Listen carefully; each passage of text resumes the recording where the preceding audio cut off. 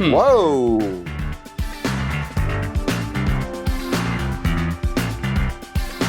Guess what I just got, folks? $100 million. That's right. Can I have some? It's a you're running out of space warning. Oh, on your computer? On my computer. Listen, don't even worry, bud, because storage is real cheap right now. So you can just pick up a couple terabytes, couple TBs. Yeah, a couple for TBs. A Benjamin and a half, I'm sure. I could absolutely do that. Hey, welcome to the VGB's podcast. This is episode 87. I'm one of your hosts. 87 years. I'm one of your hosts, John Warren. With me is my forever co-host, Niki Grayson. Hello. We do not have Lotus on this one. Space she Station. Is on the International Space Station. But we will be so happy to have her back next week. And I am going to, in real time, attempt to move some things over because you know what, folks? It will become an issue. It will absolutely become an issue. And that I can I'm seeing what the problem is right now. What is it? Just a couple of like big gig files coming in hot from just like not moving stuff ever, you know? Yeah, for sure. So longtime followers of the product will know that at one point in time I had a GameCube. You can watch a video. I'm pretty sure it's still on the computer of me bringing it into the office at Fanbyte and it being not functional when they shipped it to me. And then we fixed it in the office. And then I, over the course of the next like 18 months or whatever, just kind of fucking filled it with drives. So that computer, I think, has a max capacity of like, I'll say like maybe 10 terabytes or something. But it is all like, it is basically every stream I did during the pandemic. And then most of the streams that I think I did while I was living in Providence.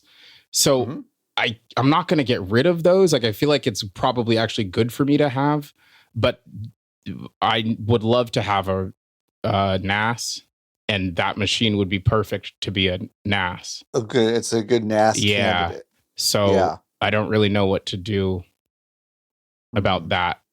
All of this is to say, I also have a computer full of shit that I haven't moved, mostly because the prospect and concept of it is petrifying to me. I also want to be clear, this is just my C drive. That is my only SSD. And then I've got like a multi-terabyte SATA. Oh, just move shit over. That's what I'm doing. That's why I say I haven't moved it. So your problem is much larger than I have a different thing. I think I just have to take it's a much bigger problem. My shit out and put new shit in. But like I said, it's going to be really easy because drives are cheap. Yeah. Storage is just so cheap right now. They're really cheap. Yeah, it's definitely not like the retail market. Like it is actually like almost kind of like they're like posting images about basically how embarrassed they are to have to price things, quote unquote, have to price things. Yeah. That high. You know, Target could just be like, this is still $100. Yeah. Like, can you? Okay, folks. Target, listen. Lock in. Listen. Yes. No. Lock this in right is so now, smart, folks. Hey, folks. Y'all really beefed it over the past couple of years. Like you really beefed it. You had it. You had the world. Now, please disregard the fact that the only person of color currently on this podcast has admitted openly that they will still shop with you. Well, to be so clear, since I said that, I was like, wait, that's crazy. And I have stopped. Okay. I'm sorry that we didn't talk about that. No, it's fine. It's fine and true. It was was the closest one to me. Right. And now I was like, well, what the fuck? I still get stuff from Geoff's store. Like the options are slim. The options are slim. Where else? Like literally, where else am I supposed to get NFC tags? I don't know. It's a really good question. That's a thing I needed. I know. It totally makes sense. But what I'm saying, Target is for you. You really beefed it. Yeah. You beefed it with everybody. At least everybody with, I don't know, a soul. And I think this may be your way in because I know you've tried to roll back the anti-DEI stuff. I know you've tried. It hadn't really worked, I don't think. No. As people, because you kind of made us touch the stove when it was on, and we were not psyched about it. We don't really want to touch it again. You know what's going to make that all nice, that surface all nice and cool for us, though? Just drop the fucking bottom out of all your prices. No, yeah, just pay. Like, just eat pay. it. Just eat it. Just eat it, guys. Just fucking eat it. If you go it's in fine. there and everything is like half as much as it is at Wally's World. Yeah. I went into the grocery outlet yesterday. I will gladly go back and buy all of my white sheets from you. All of my burnable crosses from you. I will go back and do all of that stuff if you just roll back your price. I went to the grocery outlet yesterday, the grocery outlet bargain market yesterday. And ground beef $6 there for 1 pound. What are you talking about? Okay. Wow. That's crazy. Ground beef, huh? Ground beef for $6. $6. That's crazy. What are we talking about? Are the cows more expensive now?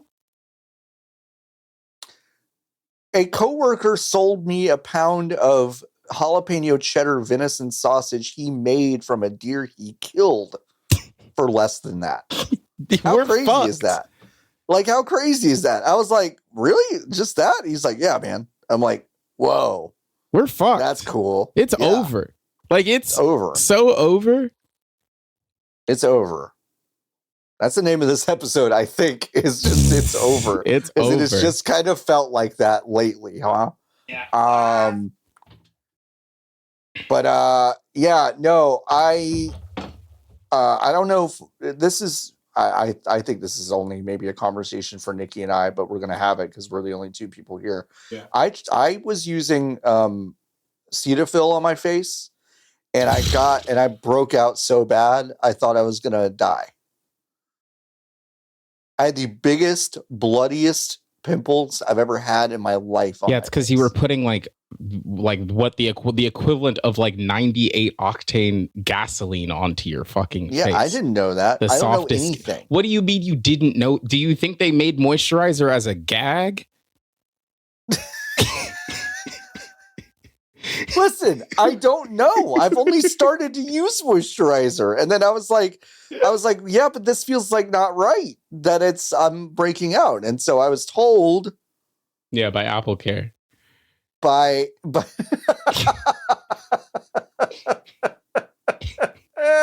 I went into Apple and I said, "What's going on? Hey, why am I breaking out? You're the genius." and so I talked to a girl I know with good skin, and she said to get. Ooh, what did I get? No, listen, and that's how it go. You gotta sometimes. Image Prevention Plus Daily Tinted Moisturizer. Daily tinted. Oh no, did I buy? Now, hey John. Why do you need tinted moisturizer, brother? just as a quick little cue. Just a quick cue.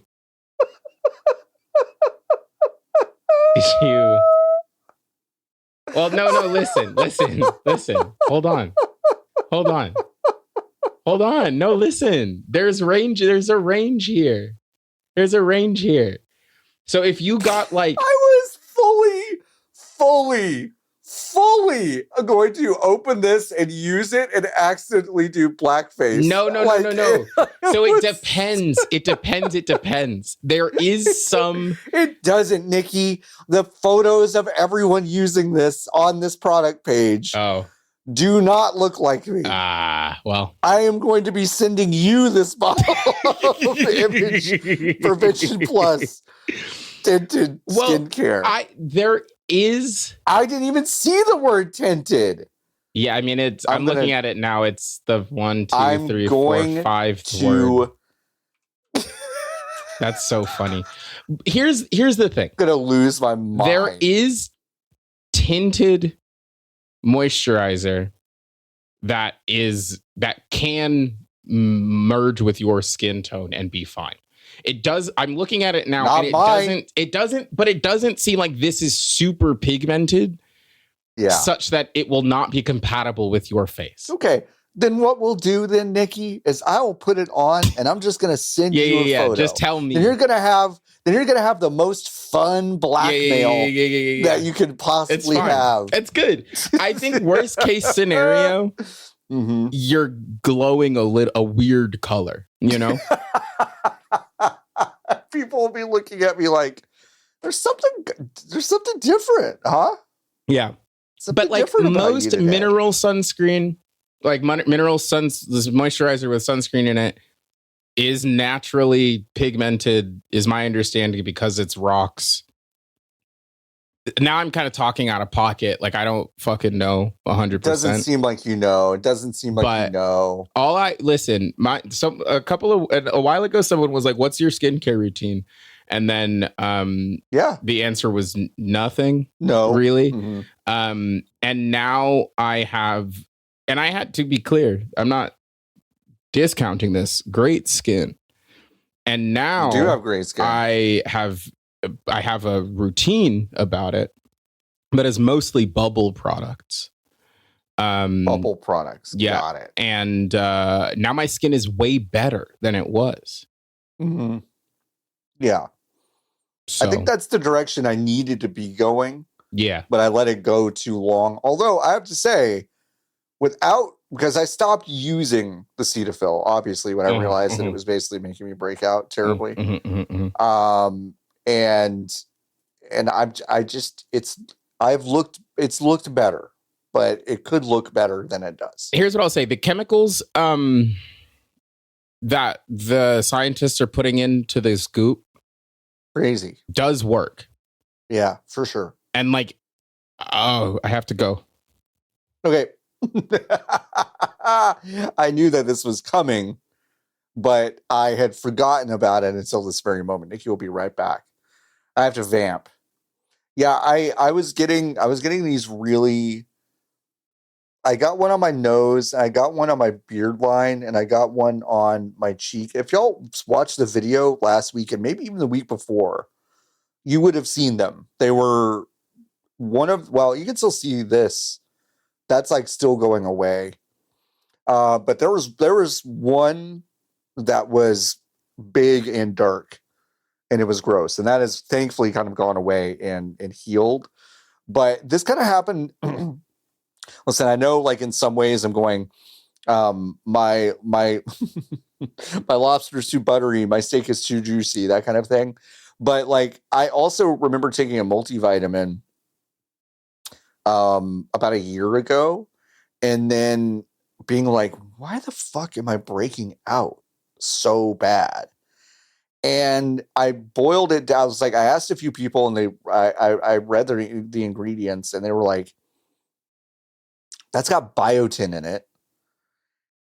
And biotin is I don't even know what it is, but it is something that will facilitate hair and nail growth and thickness. And if you're biotin deficient, you can take biotin to basically thicken and strengthen your hair and nails. I don't actually know if any of I just said is real or backed by science, but that's just kind of like what that stuff says it does. And because I've already got very thick hair and nails, it must mean that I already have a lot of biotin. And when you overdo it on biotin, you break out. So yeah, it feels like there's not a lot that I can do without breaking out like a teenager. Because when I don't do stuff to my face or take vitamins or whatever, I tend to stay in equilibrium. I don't know if I just ride the wave, I will eventually stop breaking out and see the benefits of those things. But I'm fairly unwilling to find out because that's like one thing that I'm deeply, well, not deeply. I mean, I am pretty self-conscious of it. especially just being out in a new office workplace kind of deal. So yeah, it's weird. I apparently bought tinted tinted moisturizer. We will see how tinted it is. It's like, it's not, I will say it's not that dark. But I do think it is going to be too dark. I do think it's going to be too dark. And also, like, the thing is that this shit is expensive. And so I want to be careful. I want to be way more careful than I was this time when I bought something, because I just kind of saw it and I was like, yeah, this is good, right? And I just read it without getting to the tinted part. And my friend was like, yeah, just get that. And then, boy, she's going to laugh and laugh and laugh when she finds out what I got. Crazy. But yeah, that's kind of my skincare situation right now. And if anyone has tips for other products that maybe a little bit less expensive than this, that would be great. Yeah, that would be nice. Why is this shit so expensive? Your hair looks great, by the way. Thanks. I'm about to rip it out of my head. It's one of those situations where like I'll go fuck myself. I'm about to rip it all out of my head. No, it's one of the situations. This is the first time, as part of my skincare routine, I have also been taking care of my hair as opposed to just kind of letting it fucking hang out in my head untouched. And obviously that has resulted in it looking better for longer, which is so annoying. It's so annoying because it takes me like, I don't know, 60 seconds to do the work, and then it lasts for much longer because this is the same set from Game Awards. Wait, it takes you 60 seconds? What are you complaining about then? I'm being dramatic. There's no reason why I shouldn't have been doing this the entire fucking time. I will say this. I was afraid to go to the bathroom in my last house because my roommate sucks so bad.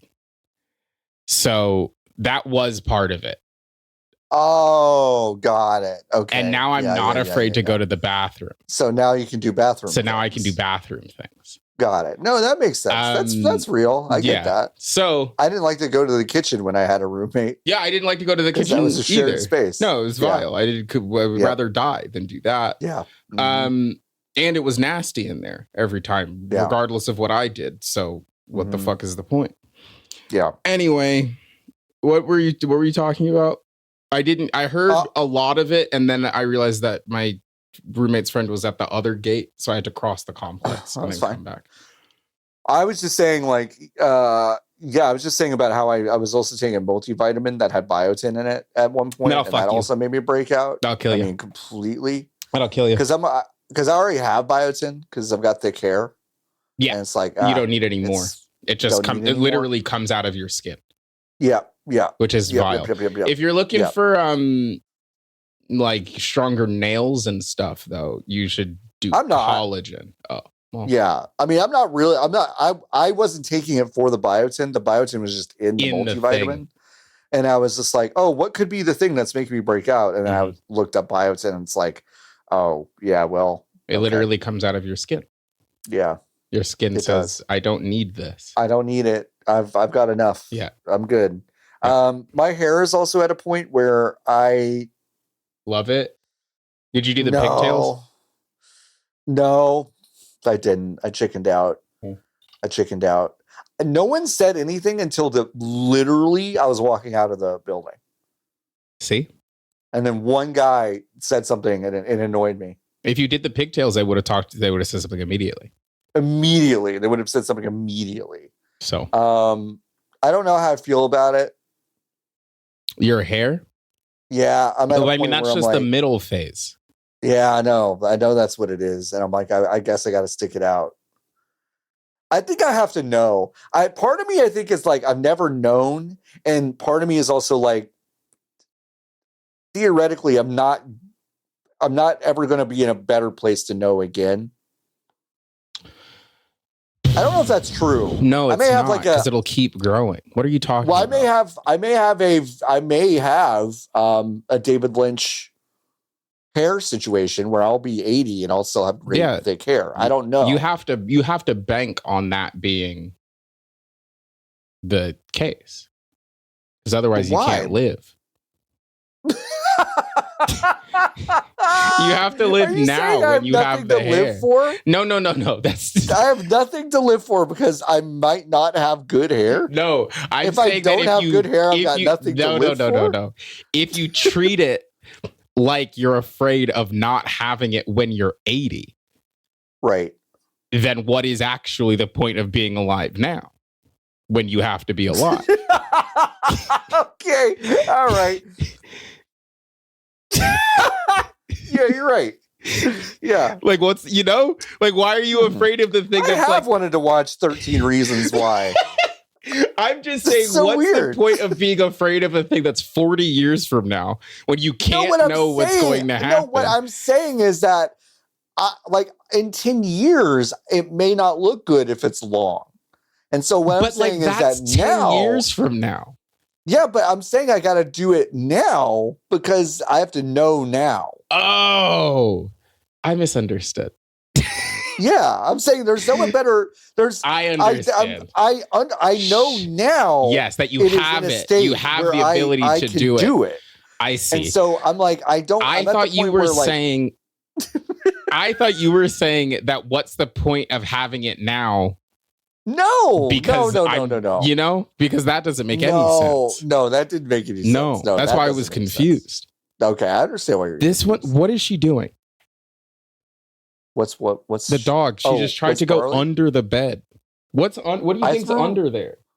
I threw Phil's stuffed tomato under a like a big set of kitchen drawers that only has about like this much space. Yeah. Like I would say 6 inches of space.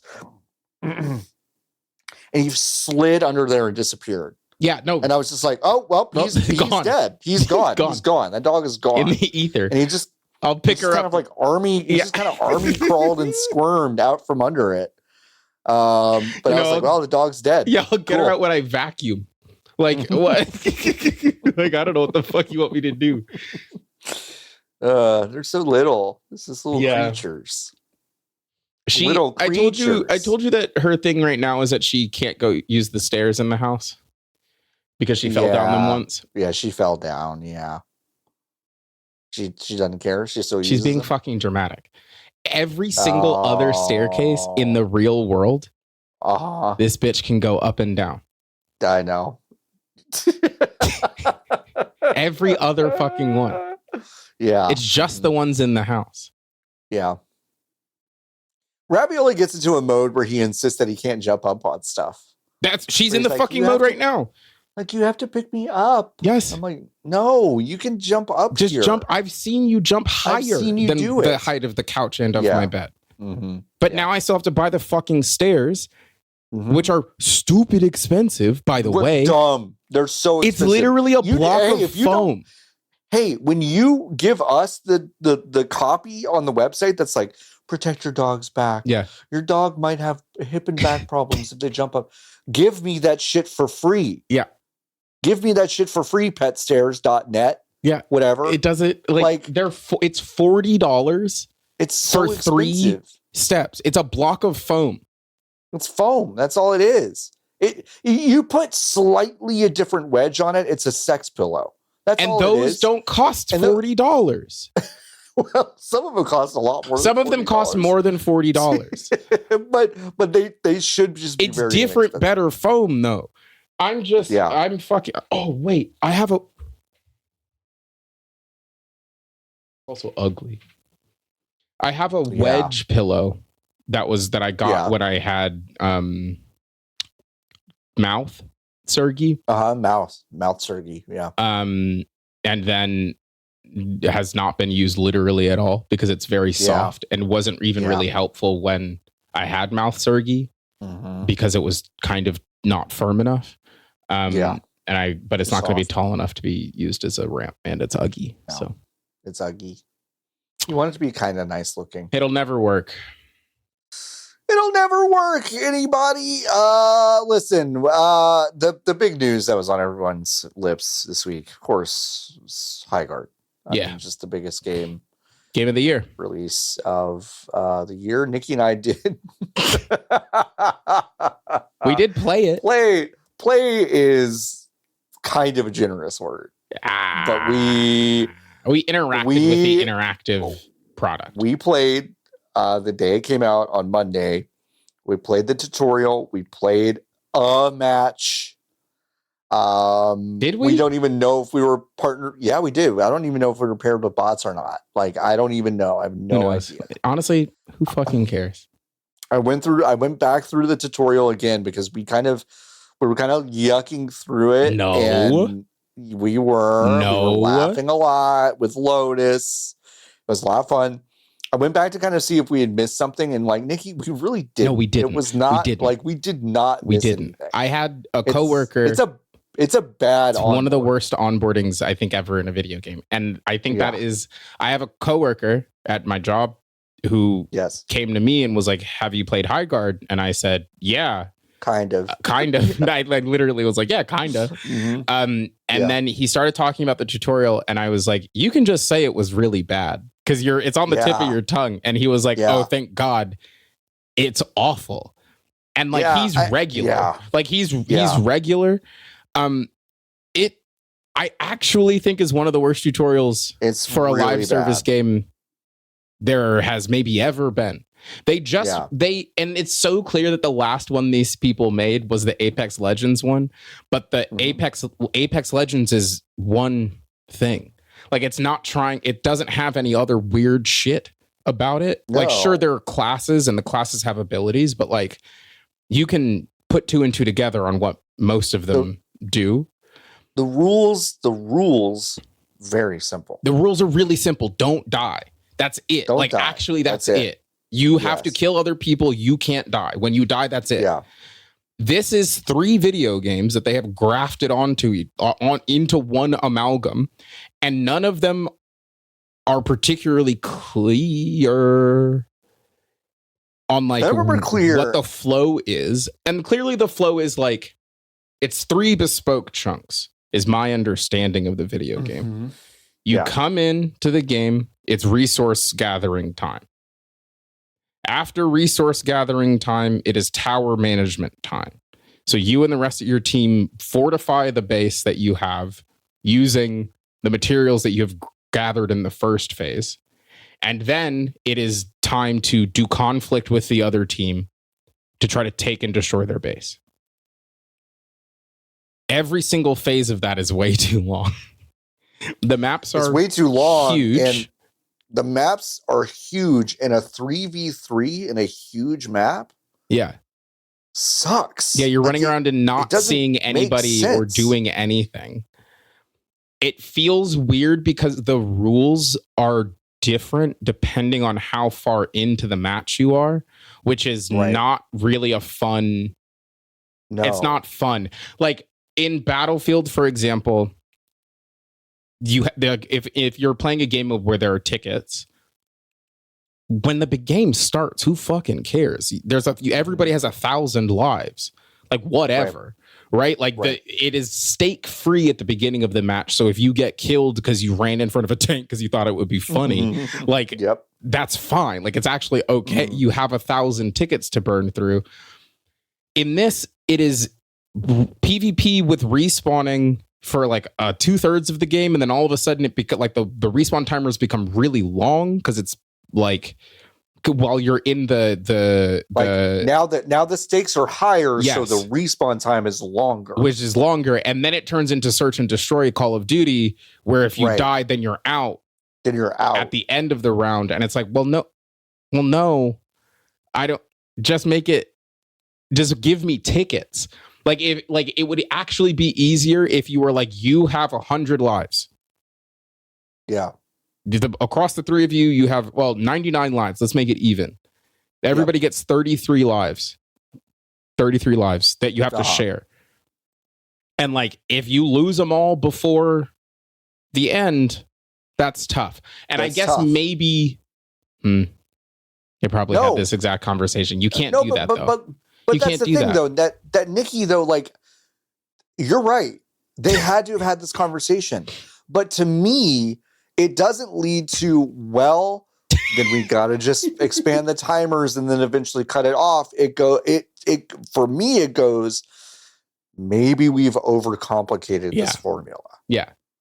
Like I was playing this game and then watching a few matches, literally thinking the entire time, God, I wish Unreal Tournament still was out and running. Mm-hmm. Of just like a small map with clear stakes, whether it is capture the flag or deathmatch or whatever. You could chunk Halo into this. Yeah. I know I am not the target demo for this game. Mm-hmm. I know that.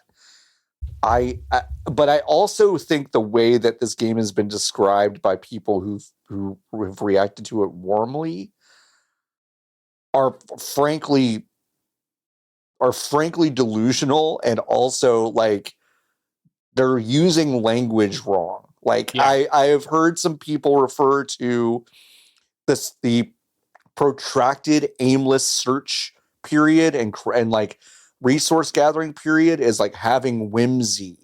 This game does not have whimsy to me. This game is just dramatically aimless to me. Yeah, it doesn't like. I don't know why I'm doing any of this stuff, and also why am I gathering resources and going to the shop and not going to the chests? Yeah. Like, why am I doing that calculus? There should be kind of one thing that we're scrambling for to make that also intense. And it doesn't even have the MOBA trappings of something like Deadlock, which I watched some of that video game recently, and it looks way fucking different from when we played it like a million years ago. I saw some Deadlock this weekend, and I'm like, I might get in the fucking Deadlock. Like, and I also I think I might also want to play that game because it looks, the gameplay is, I'm sure it feels better than when we played it about a year ago, ? But the presentation of that game is so completely fucking different. It's really different. And the ways that they are layering on your skills and your skill tree and the cadence with which you are doing actions in the game to get currency that you then spend to change your abilities makes more sense under the guise of it just being a fucking MOBA. Yeah. Than instead of being like, well, this is like, it's 3 phases of a first person shooter mashed up into one thing. And it takes like 35 minutes. It's long. I don't know.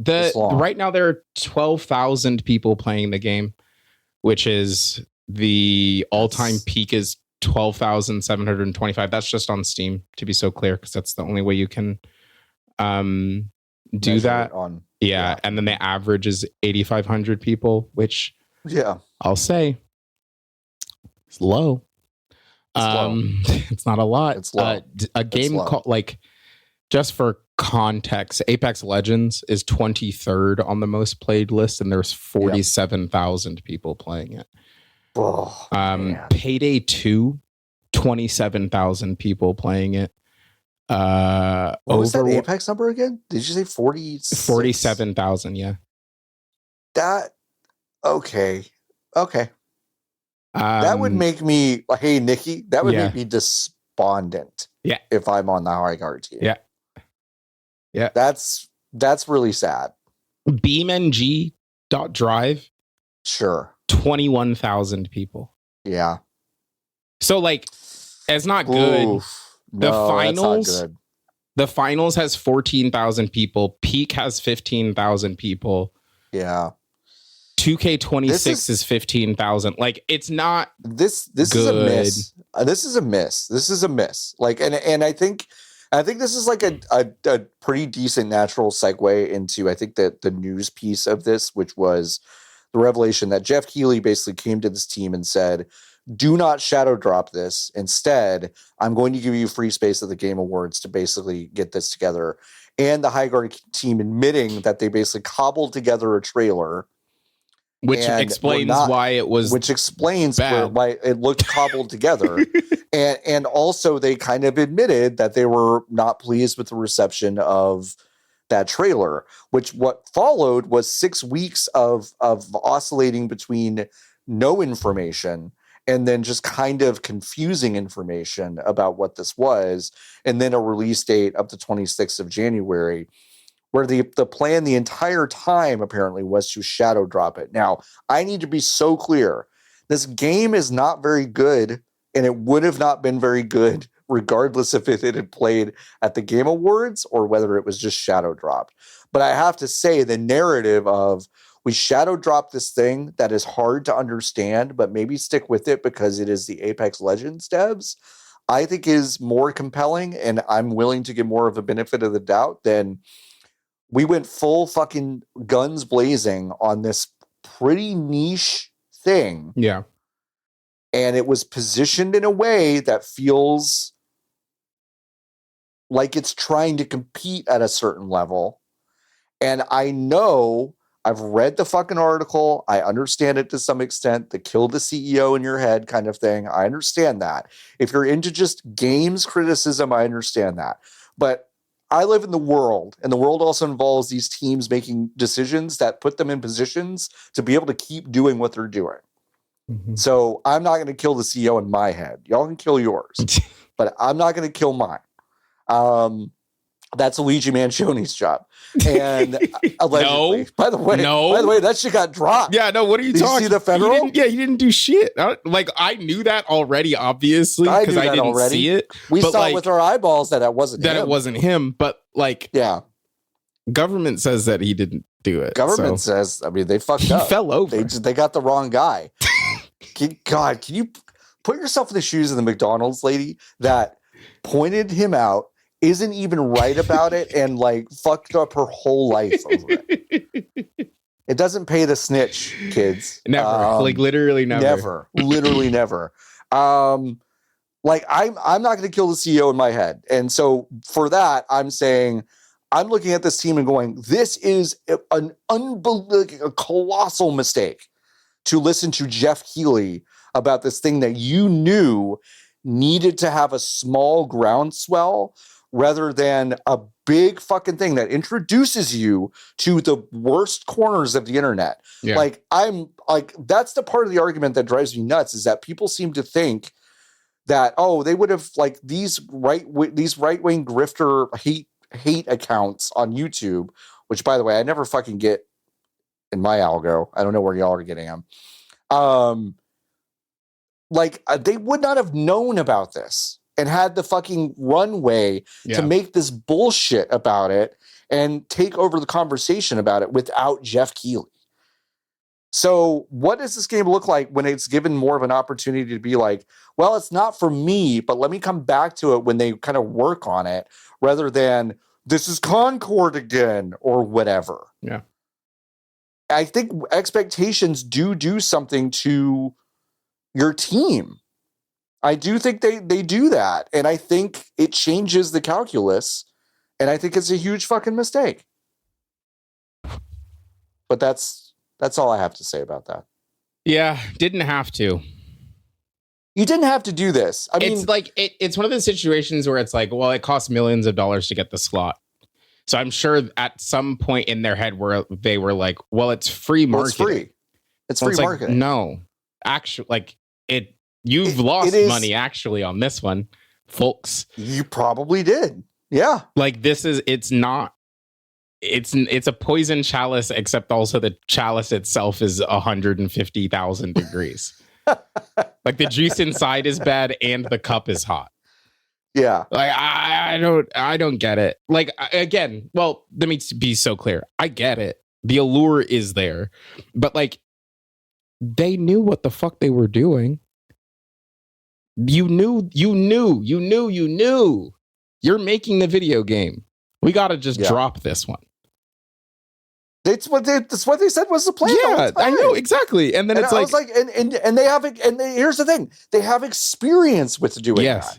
This exact team is like, we saw how that worked, and it worked great for us. Yes, and the idea then that you would go, and this is the part that really gets me.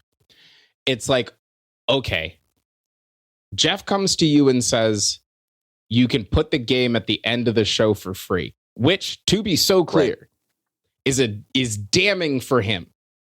Actually, I totally agree. I feel like that is like a part nobody is talking about. Nobody's talking about that. Not to be inside baseball about it, but like, that is an admission by him that he could not, and I do not mean to denigrate the Highguard team. He literally couldn't get anybody else. Right. He could not get anybody else to pay for that slot or B, to say that slot was worth any money. Any money. Yeah. He said, I got to give this one away for free. The spin by him being like, oh, I thought it was cool. Like, I thought it was great. Is like, is just spin. Like, that's just, it's just spin. So they knew what they needed to do. They let the devil on their shoulder come in and say, I think you should do it at the Game Awards, actually. And then instead of being like, well, fuck, can we hire any marketing freelancers? Right. Can we take the money we're saving on not buying this ad slot? Yeah. Cut it in literally a third or a fourth and program the next 6 weeks. Yes. Before the video game comes out. So it doesn't look like we don't have anything, because you don't have anything, which is fine if your plan was to release the game without telling anybody. But all of a sudden you have told everybody. So the pivot has to be made when Geoff is like, we're giving you the slot. Yeah. And then if you take however long, which I'm sure wasn't a very long time, or maybe it might have been. Like, that's the key piece of the story, right? Like, we don't know. When did Geoff give them the slot? Highguard's team seems to say it was a quick turnaround, but like, you're right. We don't know the exact timing of that. No. And like, there are so many. The reason I'm pissed off is that, like, pissed off is, I think, maybe strong. I don't actually care. Too strong. But it's like, there are so many trained marketing professionals who would be able, who would have been able to support this thing at all. Like, literally at all. Instead of doing what they did, which was nothing. Yeah. And it's like, this game was marketed by people who are not paid to market video games, which is fine. That's so fine. If your plan is to not tell anybody about the video game until after you put the video game out, because at that point, the people who are marketing your video game are the people who are playing it. And that's a completely valid strategy. It doesn't work if you tell every single one of the worst people on the computer that the video game is coming out 6 weeks before you put the video game on the PlayStation Store. Yeah. Just walking into a spike trap and shooting yourself in the dick for no reason. For no reason. Nobody made them do this. For no reason. And folks, the onboard of this thing needed to be really clear. They are trying to distill this kind of like crafting sim, like raid mechanic kind of thing, but in a very bite-sized, quote unquote, bite-sized package that is like repeatable and more hero-based and all that. But that is throwing a tremendous amount of genre institutional knowledge at an audience that almost explicitly doesn't have that. Like, no. I see FPS made by Apex Legends devs. I like Apex Legends. This gunplay is going to feel good, and I'm excited about that. And the design of these heroes, wardens, is going to be interesting because Apex Legends actually did a pretty good job and continues to do a good job of creating varied character ability sets that feel unique and different from one another. Okay, half of that is true for Highguard. The gunplay feels good. Yeah. The wardens don't really have a lot of like distinction to them. And they also do not do any work to tell you what they can do or why you would do it. No. Breaking down walls is maybe the most important part of this, which like the training area does kind of tell you, but like the amount of time spent kind of going like, well, do I have the resources to break down this wall? Yeah. Is just not interesting to me. Like I'm not the target audience of this game.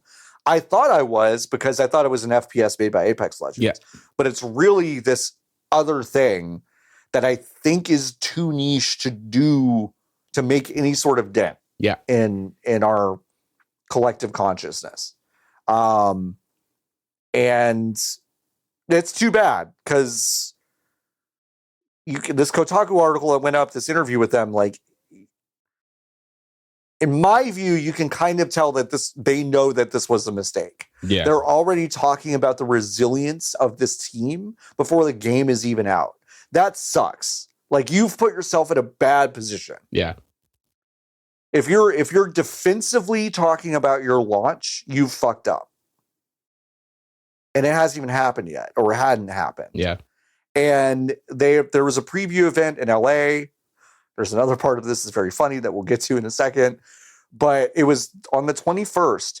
I don't know if that event happens anyway, but if it does, I think it does. But I think you're right. If it does, there's a whole lot of press, whether it's good, bad, or just kind of like, what is this, that goes up, and that becomes, for whatever we want to say about like the influencer creator model, like there were still really smart people at this event on the 21st that they would have been able to control a little bit of the messaging around your onboard. Which is why you do those. Which like sucks in a way, because I'm admitting that yes, journalists are kind of part of the marketing arm, but like, no, they're just talking about the thing that you built, and they will do it in a smart way. And maybe not all of them will like it, but like that's the first impression. Yeah, they already have, like, again, it's just and this is the ills of Geoff Keighley, but it's like you can't say no to the guy that is ostensibly the most important guy, the poster child of video games. Yeah.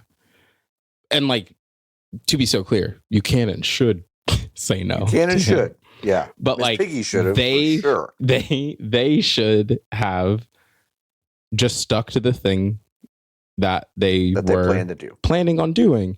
Which again, like, I do not fault them.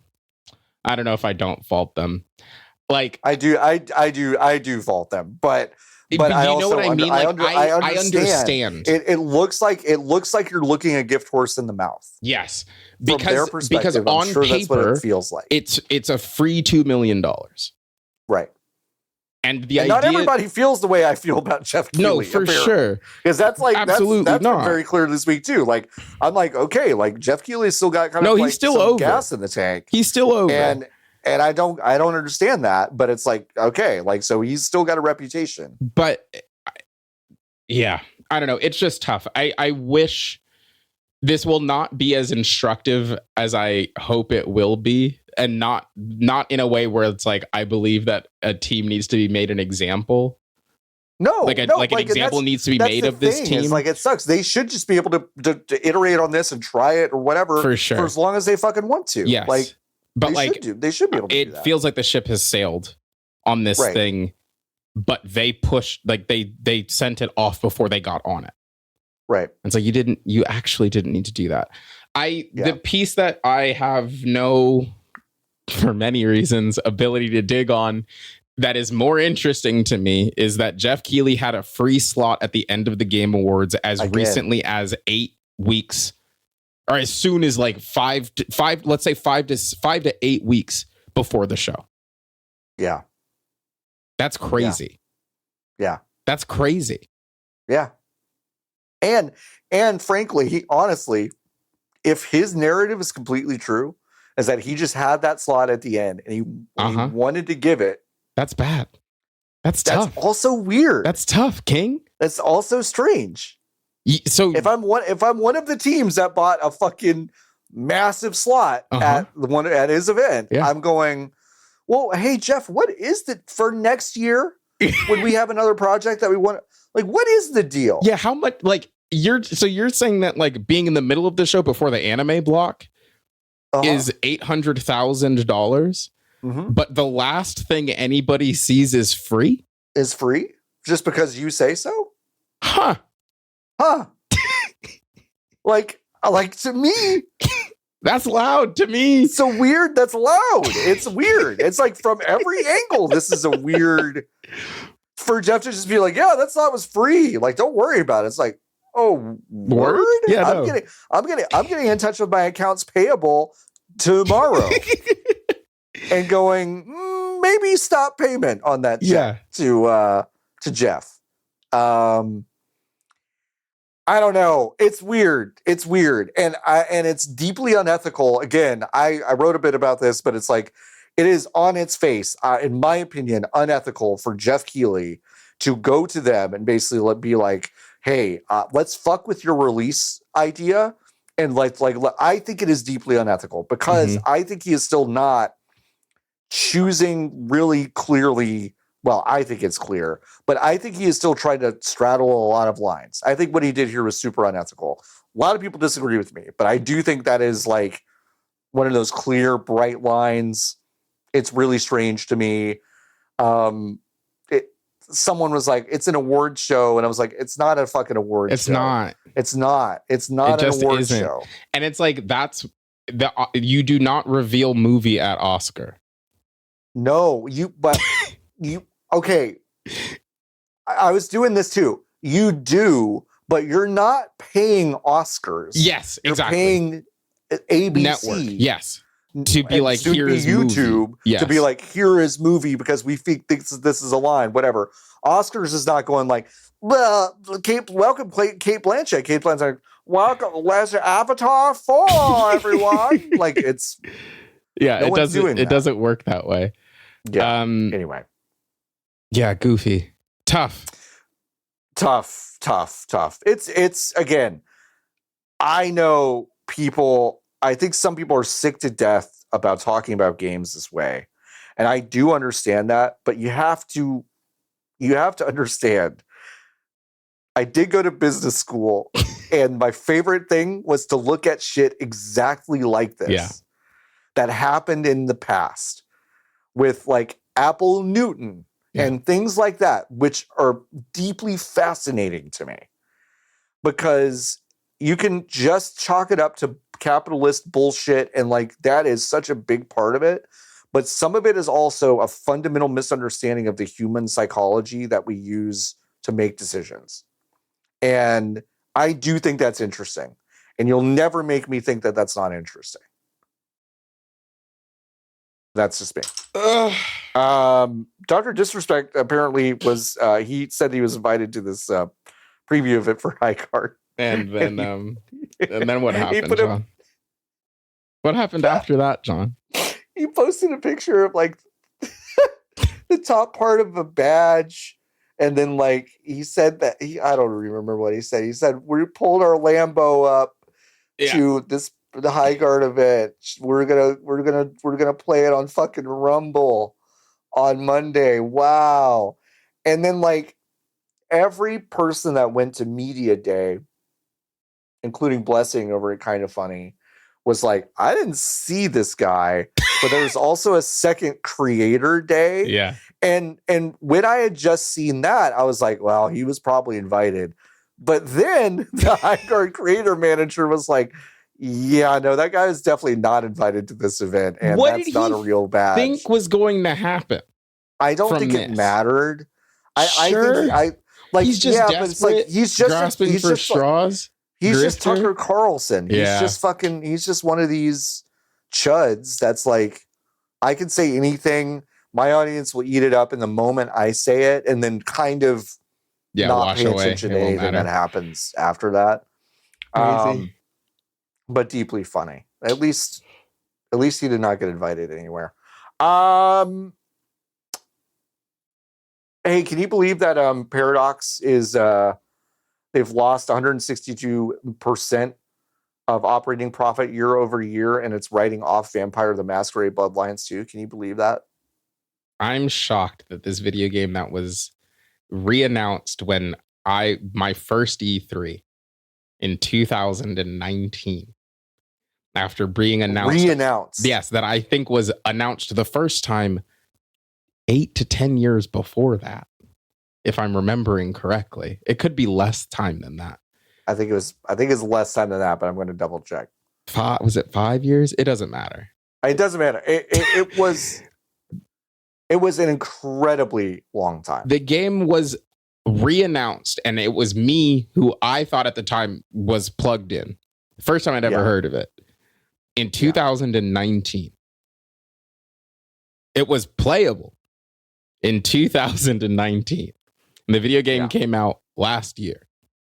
No, I am not shocked, John Warren, that they are taking a loss on the video game Vampires Masquerade to Masquerade Vampires. Masquerade to Masquerade. Yeah. This was Paradox purchased White Wolf in 2015. Okay. So they obtained the World of Darkness IP. I love obtaining the World of Darkness IP.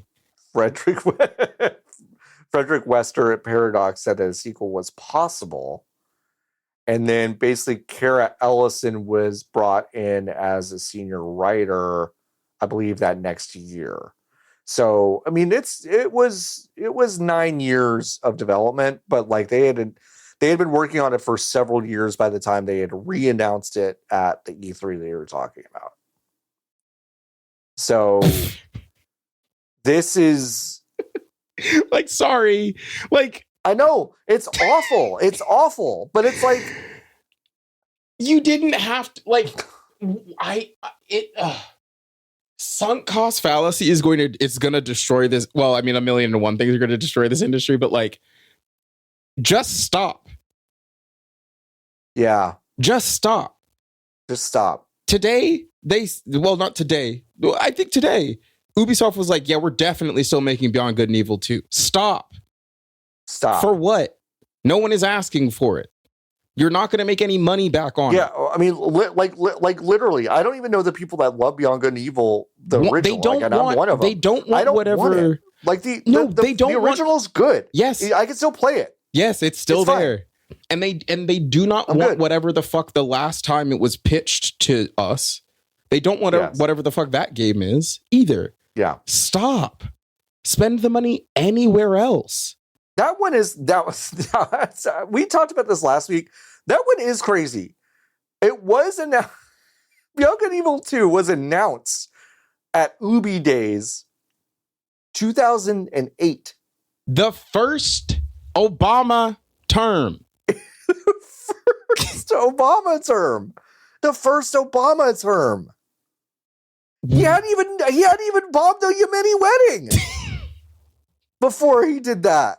Like they announced that. It's just crazy. It just doesn't make. Just stop. It's so no one is going to buy it. Spend the money anywhere else. Those people are so talented. They're so talented.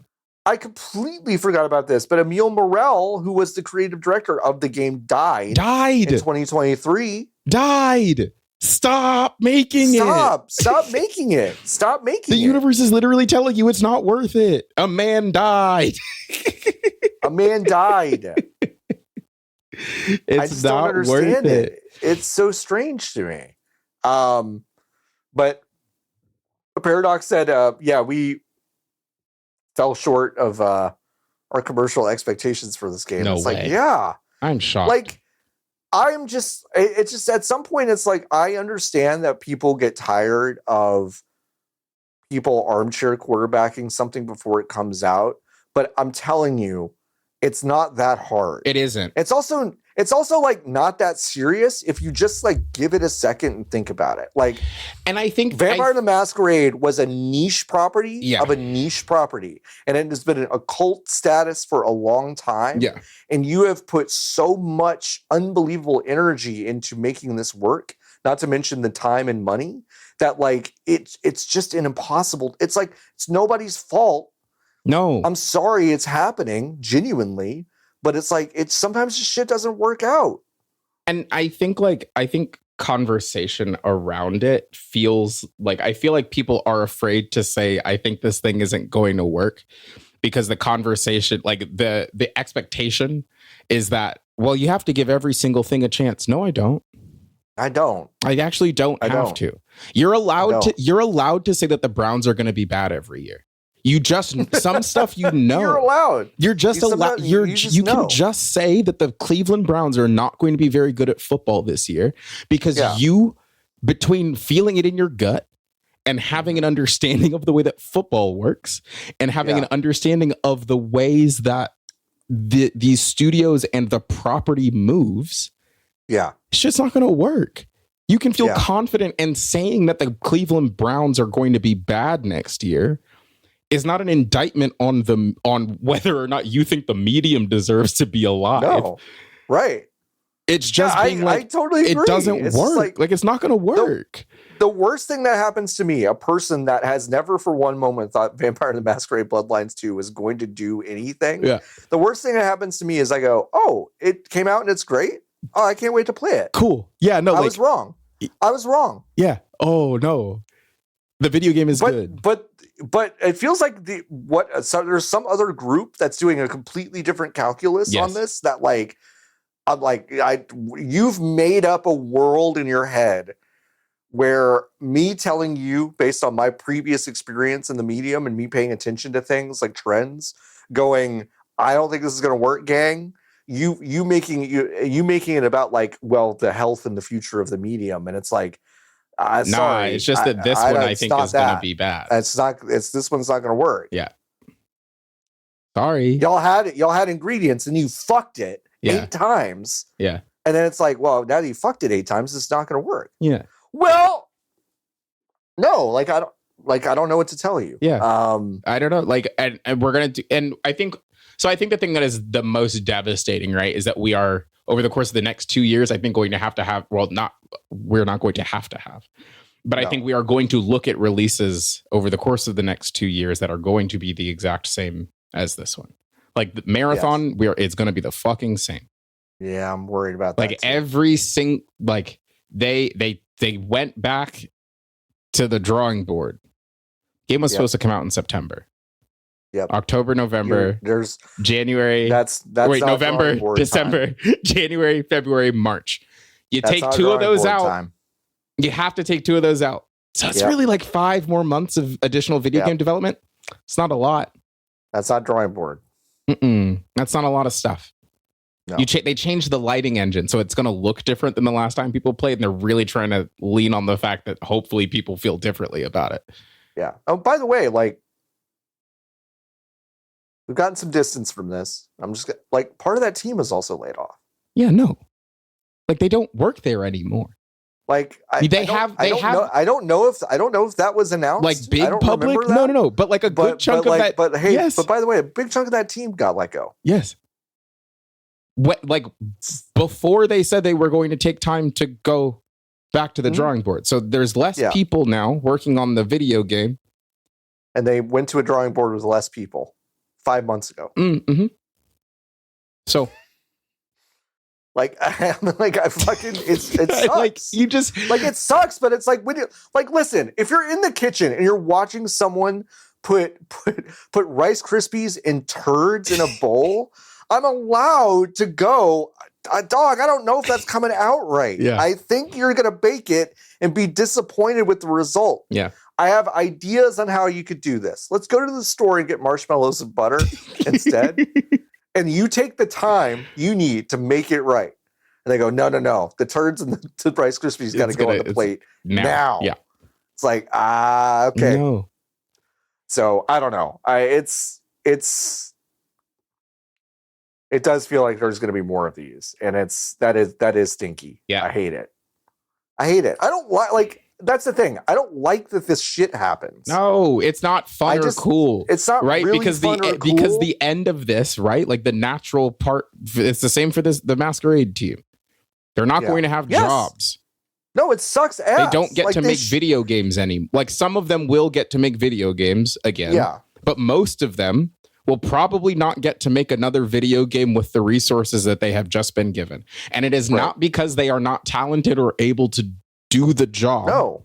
It is because of the decision of an idiot saying, I think we need to spend tens of millions of dollars on a sequel to Vampire the Masquerade. What are you talking about? And also it's going to come out in the year of our Lord 2025. I don't know. But it's a shitty cycle, right? Because like as a critic, you're also just like, I just wish I could play this game or see its critical reception or read about it and then know that like, I know that some element of this game in 5 years, 7 years, 8 years, 10 years is going to get some sort of reevaluation, but that team will not benefit from any of that because the decisions were made to make this thing that is ultimately super non-viable. I wish the calculus wasn't that. Yeah. But it is. So what do we do about it? Do we just pretend like it's not there? I don't know. But it is a bummer. One more piece of news. What was it? Oh, okay. Yeah, well, okay. I didn't see this. Hey, John, I didn't see this. Oh, fuck me, you're running. So Tom Warren over at what The Verge outlet is he at? He's at The Verge. That's what I thought. Did some digging into the latest dropped Epstein files emails to find. Yeah, what did he find? And then I have 2 points to make about this. He found that Jeffrey Epstein was banned from Xbox Live in 2013 for harassment, threats, and or abuse. Funny.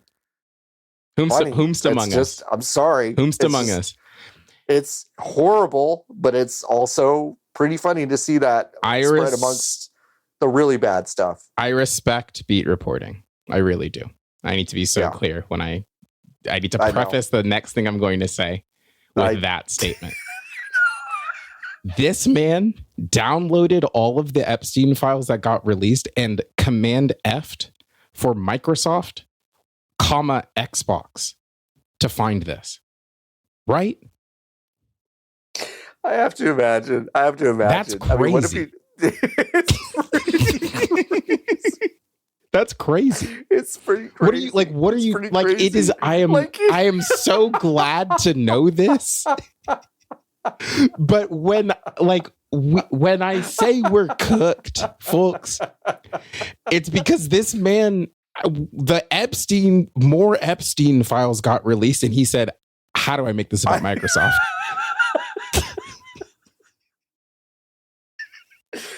He's done it with every dropped batch. He's like, all right, is it there? Everyone. 0/0. Okay.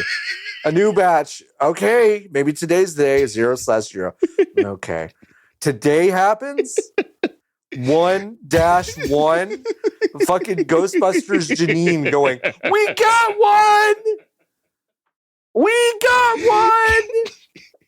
one.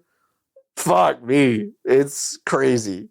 It's nuts. It was wild to just see on my Blue Sky feed just posts of like truly harrowing emails from what happened today. Yeah. I don't recommend going and looking at it, but it was like boom, boom, boom, boom, boom, boom, boom, boom, and then it was just like fucking an Xbox email that I know that I've gotten before. Not exactly this, but just the format of it. And I was like, wait a second. So yeah, that was revelatory from the Epstein drop that happened today on Friday. Crazy. So, super fucking I hope they unban him.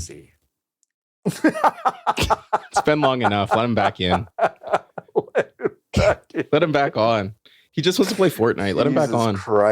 Jesus Christ. Listen, another guy at The Verge spent his precious time also going into that Google, what is it, Genie? The AI shit.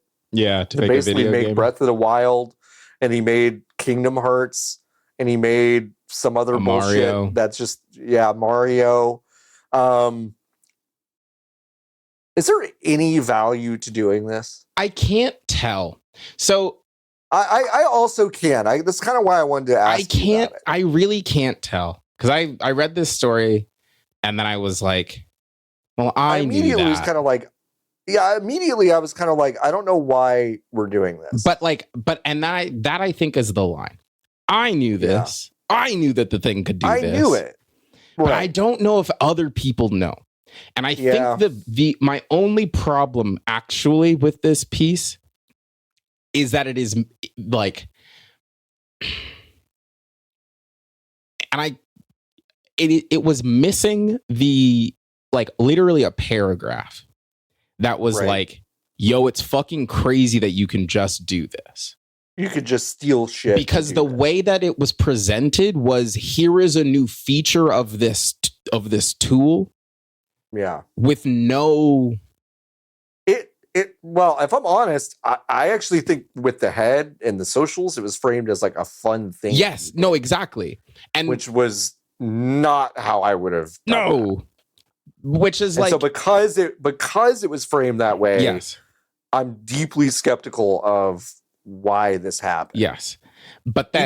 Even though like the writing within the article makes it clear that's like, these are bad knockoffs. This is that there is IP theft involved here, like acknowledgments of these things. But I don't framed weird. Yeah, I still think, the framing of it, I think it was a miss. And I think I would have preferred, obviously the stealing machine can steal. Right. Like, showing people that the stealing machine can steal is not news. No. Because everyone knows that the stealing machine can steal. Right. Framing this as not, I did it 8 fucking times or whatever. And instead being like, yo, like it took me 2 seconds basically to generate a playable, quote unquote. Yeah, quote unquote. Version, quote unquote, of quote unquote Breath of the Wild. Yeah. What is Nintendo going to do about this? Right. Yeah. As opposed to it being, Google has developed this new tool. And look what I did. And look what I did with it. Yes. Right. Yeah.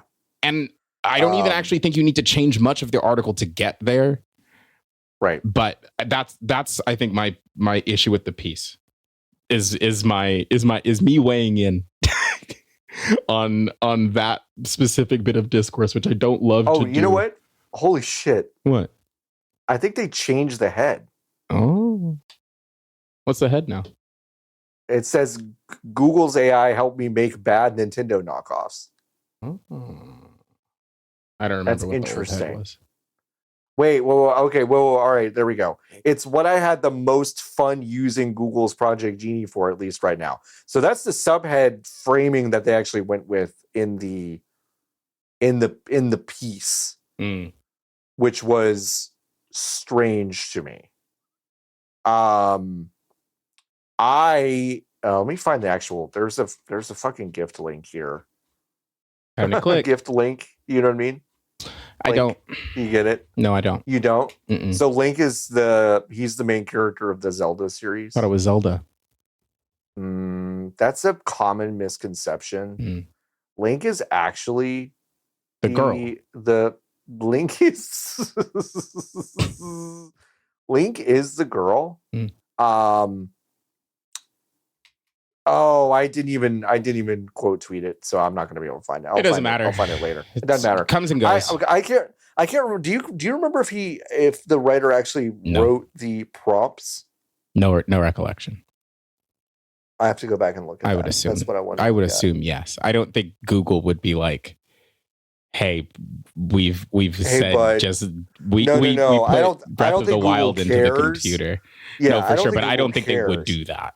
I think my other favorite thing were people who were posting at Nintendo Like, hey, look at this. They didn't go for the first government. Of all, they know, and they didn't go for the government. What makes you think go for the government? What makes you think they're going to go for Google? Why are they, like, Google could start surfacing the little thing you can buy that has all the Amiibo preloaded on it. Yeah. If like they could when you search Amiibo, they could just show you that and never show you Nintendo Yeah, stuff. no, like what? So you think that Nintendo is going to be like, don't? No, it doesn't matter. No, they're not. It doesn't matter. Dumb. Because like stupid. Whatever. I'm done. I'm over this story, John. I'm done with this story. I'm done. I played Marvel Cosmic Invasion. What? There's more news, John. Breaking. Oh, was this just now? This was today at 4 p.m. Gosh. Oh boy. It's a good sign.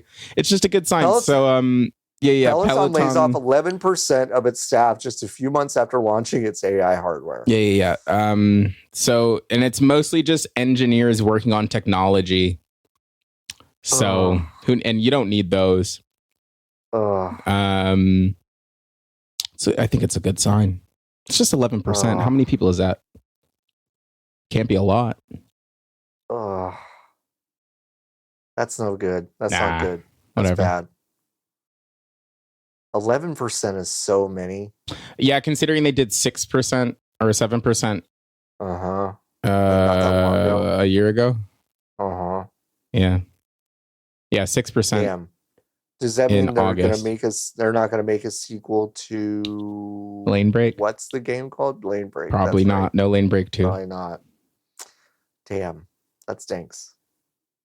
It's fine. Well, here's what we played this week. I played Marvel Cosmic Invasions, a game that's been out for a couple months now, but just not getting my hands on it. It is a fun beat 'em up. You get to play as all your favorite Marvel guys: Scrimbo, Batman, Link. Is he in this one? Geoff, Link. Okay. Also in this one. That's good. Solid Snake. That's awesome. Did they get Sonic? They did not get Sonic. Sonic's not in this DLC, one, unfortunately.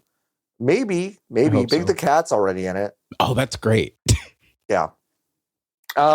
No, you get to play as like all it's like a lot of Marvel people. I'm so sorry.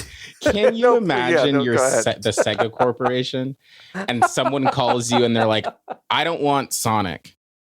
I don't want Sonic. Just give me Big the Cat, please. I want Big the Cat. Just let me put Big the Cat in my game. Do you think it's a menu of prices? Sonic's at the top, obviously. God, it'd be so funny. But how much cheaper is Big the Cat to show up in your game? Big the Cat's got to be pretty cheap, like exponentially cheaper, I would assume. Yeah, but he shouldn't be. He's a superstar. He's Big the Cat. He's Big the Cat. God, I would love to see that. Hey, anyone at Sega, if you have that menu, we'd love to send it over. We'd love to I'm sure that's exactly how it works. You can even kind of sterilize it. You don't have to actually show us the values. I just kind of want to see what the menu looks like in the ranking. You know what I mean? Yeah, for sure. I'm assuming Rouge the Bat higher than we might expect, but for reasons that are pretty clear to everyone. But like Big the Cat's got to be low. I got to think. What if they're all the same? What if it's a flat price? You get one, you get all of them. No, just they're all flat. You get a la carte. They're all flat price. That would be, that'd be crazy. That would be You're saying that Cream the Rabbit costs the same as much as Knuckles? Yep. No way. It's all $500,000 each one. It's just like $500,000 for Sonic, $500,000 for Cream the Rabbit. That's fucking socialism, baby. That's what many people are saying. That's what many people are saying. Tell me about Marvel's Cosmic Invasion. It's fun. It's a beat 'em up.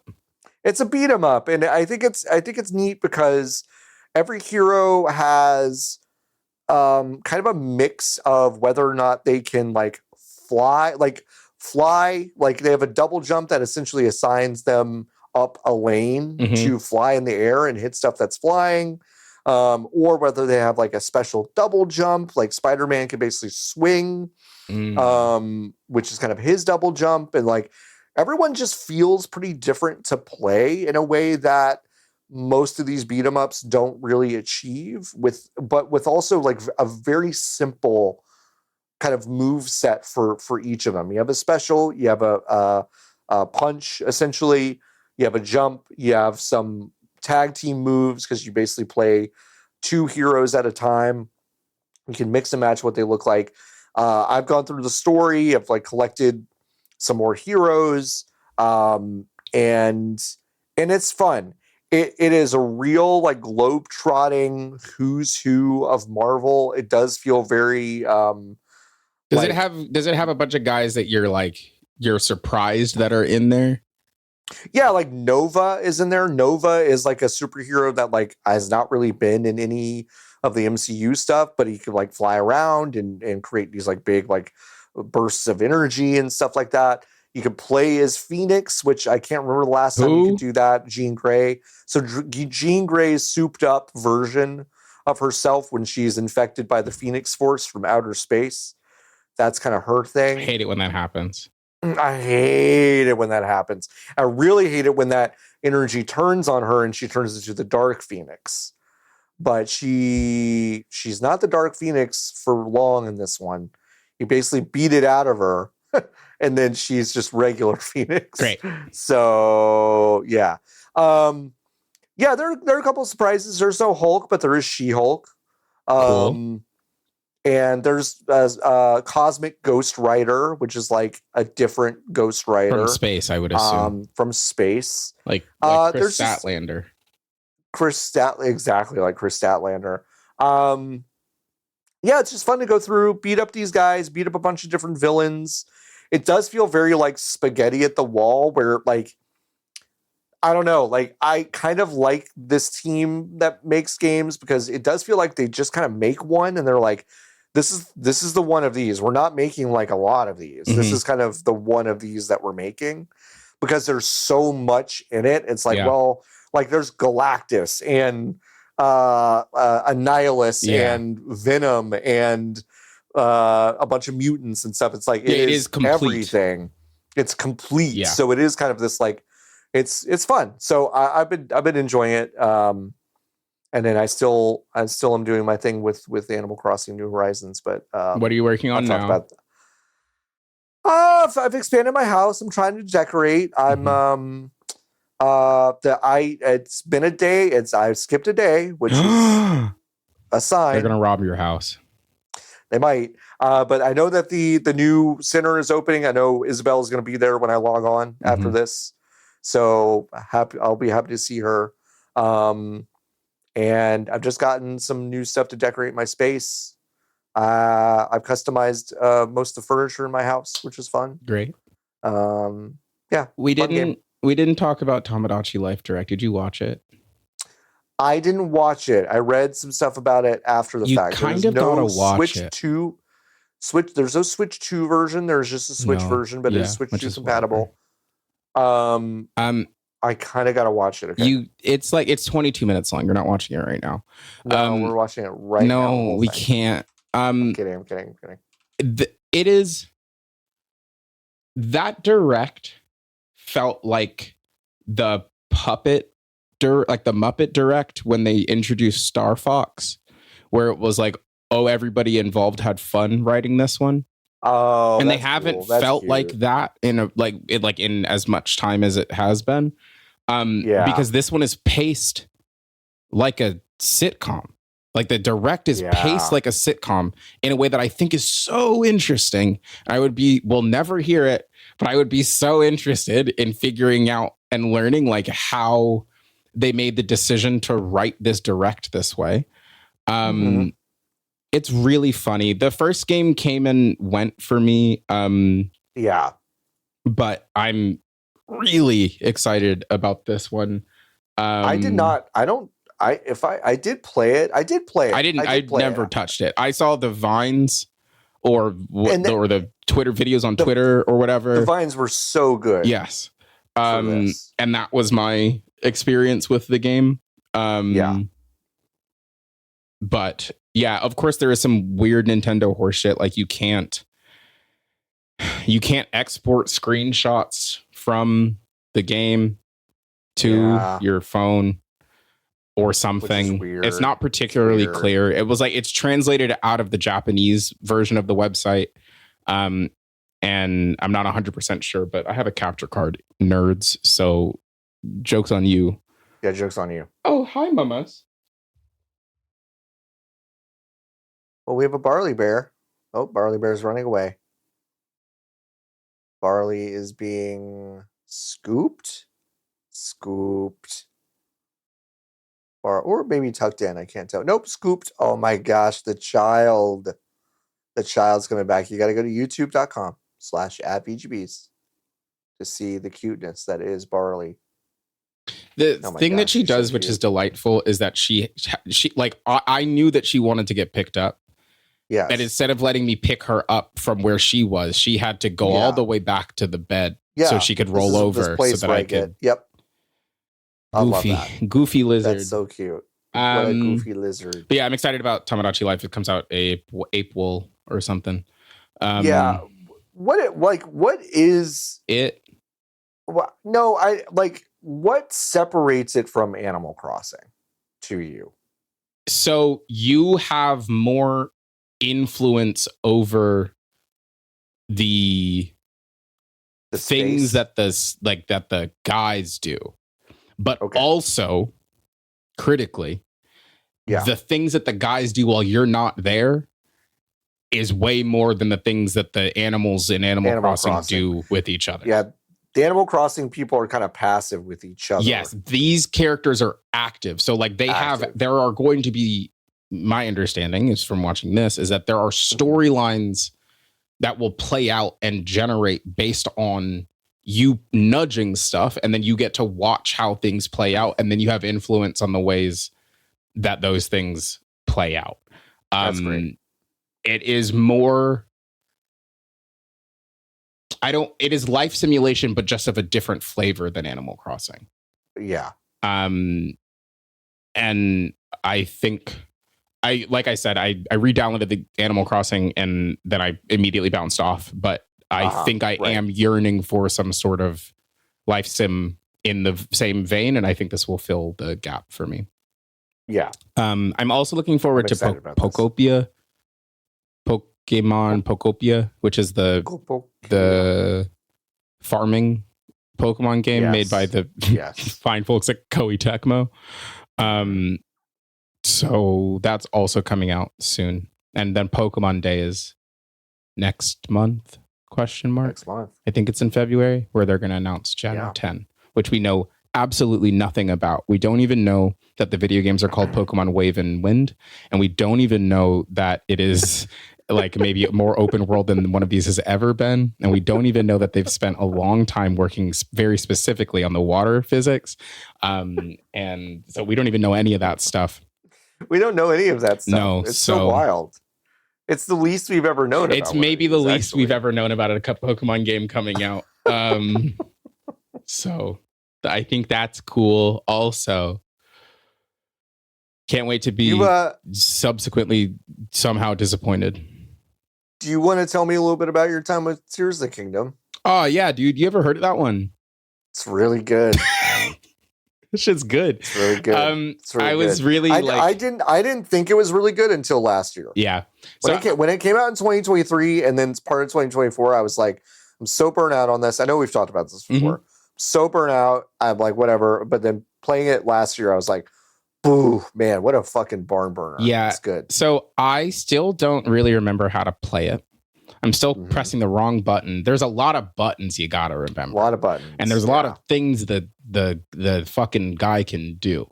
I sat in a cave for quite a while and was like, how the fuck do you want me to get out of here, Miyamoto? Oh, sure. What do you want me to do? And then I was like, oh, I can swim through the rocks above me. Yep. I can just go straight up through them. And I said, you motherfuckers. That's genius. That's smart. I solved a puzzle. Well, I had, let me take a step back. I stopped playing the game basically as soon as I finished the Rito machine temple. Yes. And then I put the game down because I was like, I'm tired of this. Which is to say that I was maybe like 10 or 15 hours in, not very far. Yeah. And that was 2 years ago, almost 3 years ago, actually, at this point. Yep. And I picked the game back up and was like, where the fuck do I go? Like, actually, where the fuck do I go? Like, I have no idea. And I was like, okay, time literally to look around. What's the closest tower to me? And the closest tower to me was the Gerudo Tower. And I was like, great, just gonna go straight there. And then I got into the dust cloud in there. Yeah. And I saw a guy I've never seen before. Yeah. And this fucker had a sword through his head and body that was serving as his spine. Yeah. And he got me in one. And then I said, maybe I'm not supposed to go this way. So then I said, maybe I'll go around. And then I found just some fucking Lizalfos. And I was like, just fucking kill them. It got me in one also. Everyone kind of got me in one. And I said, so I don't think I'm supposed to be here right now.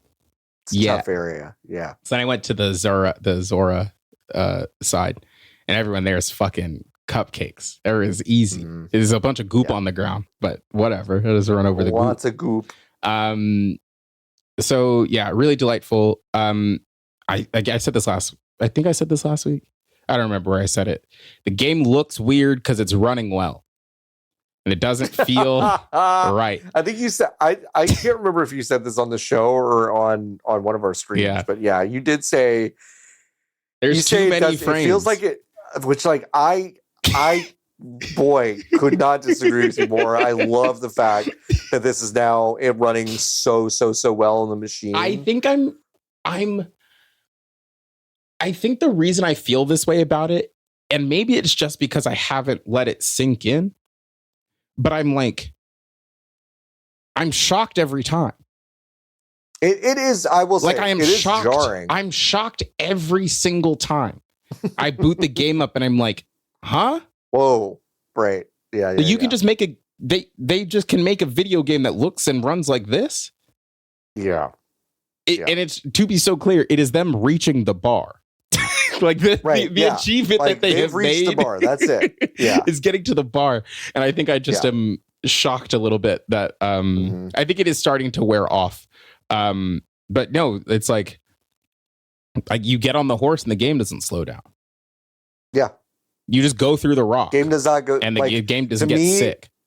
When you eventually end up at the Korok Forest, because you will again, because everyone does. Like, sorry, it's still spoilers. in this. I know. Next, you're going to tell me that the Master Sword's in the game, John. Listen, just we don't even have to go there.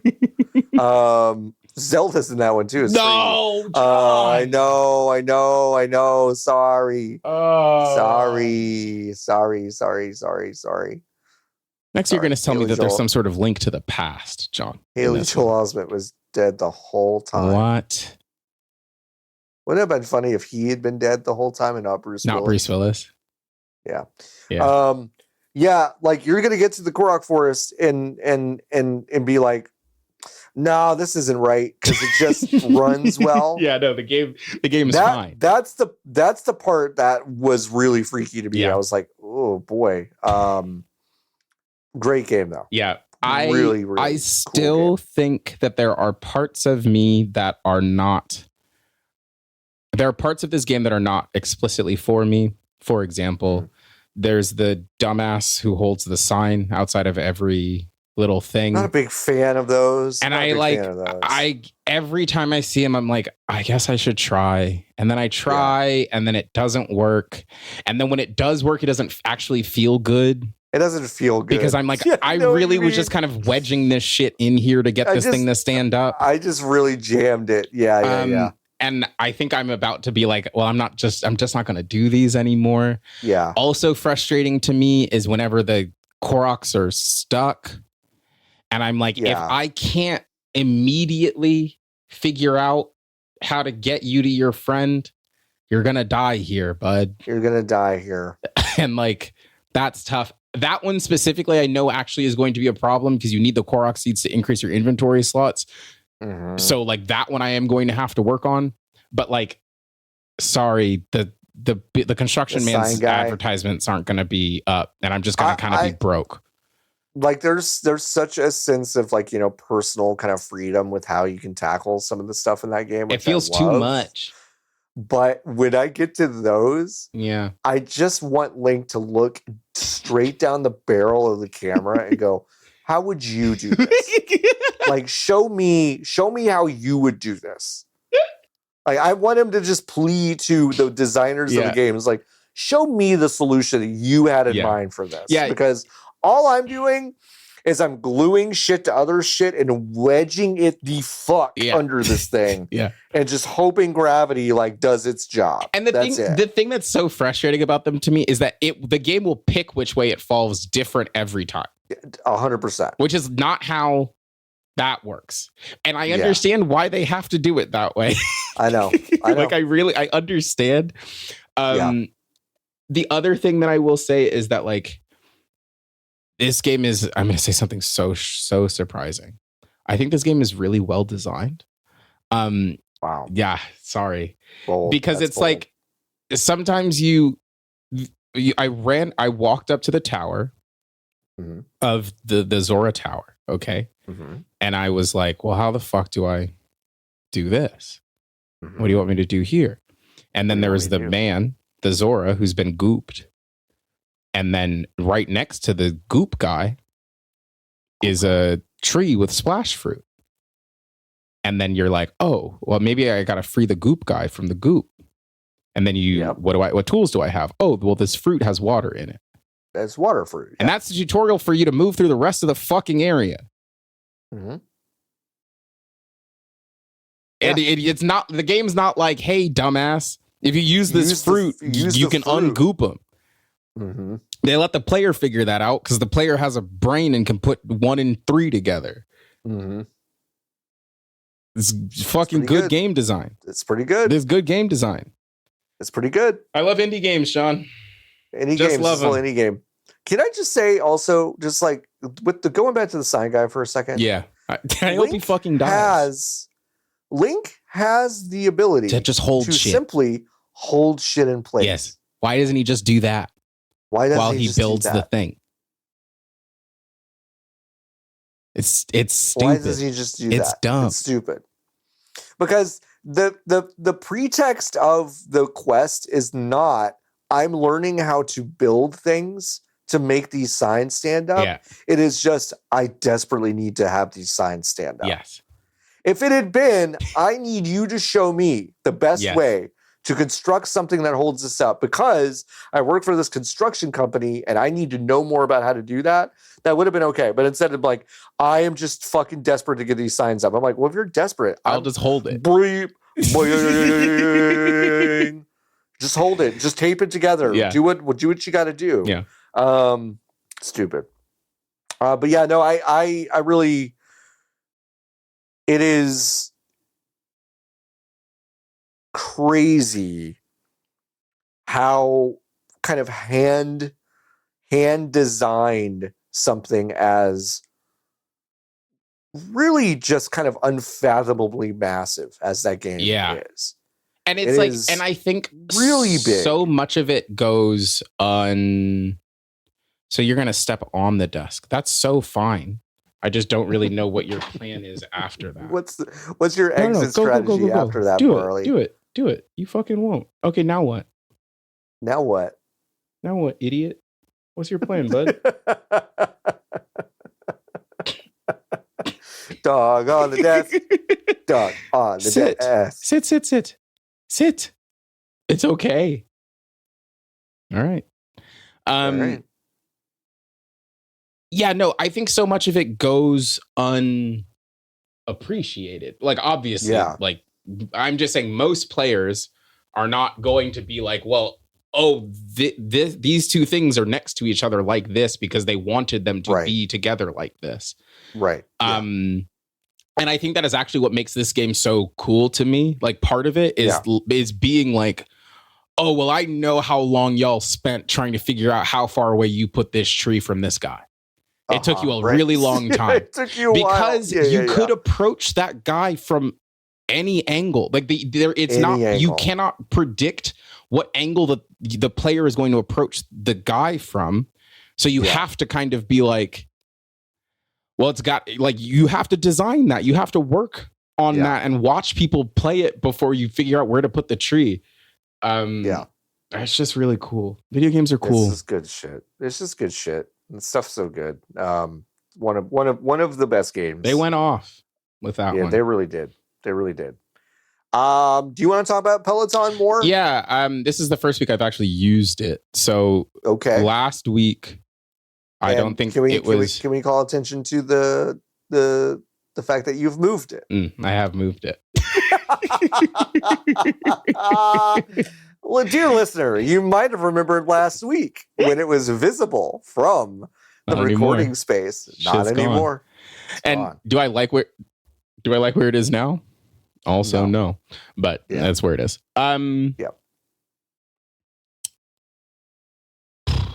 Okay. So I bought it. Yes. For a fraction of the price that it was. Yes. They want you to pay $100 American if you buy it used to activate the bicycle. Yes. I procrastinated after purchasing the bicycle because I didn't want to move it, and it's 150 pounds and an insane shape. It's and really heavy. I sleep upstairs. I actually didn't know how heavy they were. 150 pounds. It's fucking really crazy. heavy. It's not even like 150 pounds is heavy, to be so clear. Like it is. That's as much. It's like picking me up, except with a human person. It's a normal shape.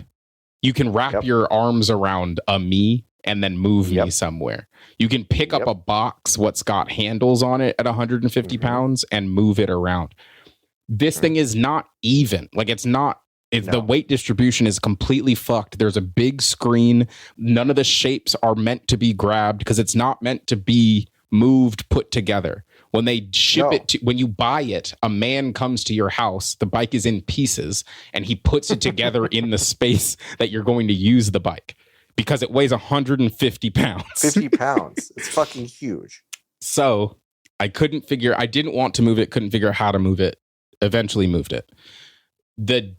Once it was placed in the room, it sat here for another couple of days, which is why you saw it where it was last week. And then I finally put it in the resting space that it is in now. And I went to go activate it. And they were like, great news. We're running a promotion right now where the activation fee is waived.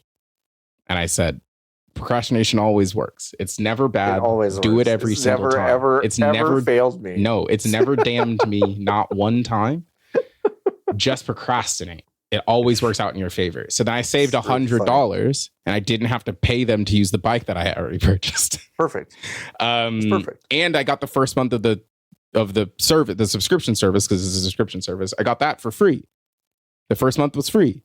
So there's still a world, I don't think I will, where on like January 15th or whatever, or no, not 15th, whatever a week ago was, January 23rd, on February 23rd, I can be like, I don't want this anymore. And then I can still win, you know? Sorry, I'm taking a pair of shoes away from my dog. No, it's okay. That's so fine. It was trying to eat my shoelaces. Yeah. Here's what I will say. I've now been on the bike. Today is my rest day. Okay. But I have been on the bike as God intended, Friday. I've been on the bike every morning. And unfortunately I feel good and I like it. Yeah, I know. Fucking stinks. It's horrible. Every single time I start to work out and it fucking stinks. Disgusting. It feels good. It's disgusting. Yeah. It is an unbelievable piece of technology. Like the way the fact that this thing works the way it does.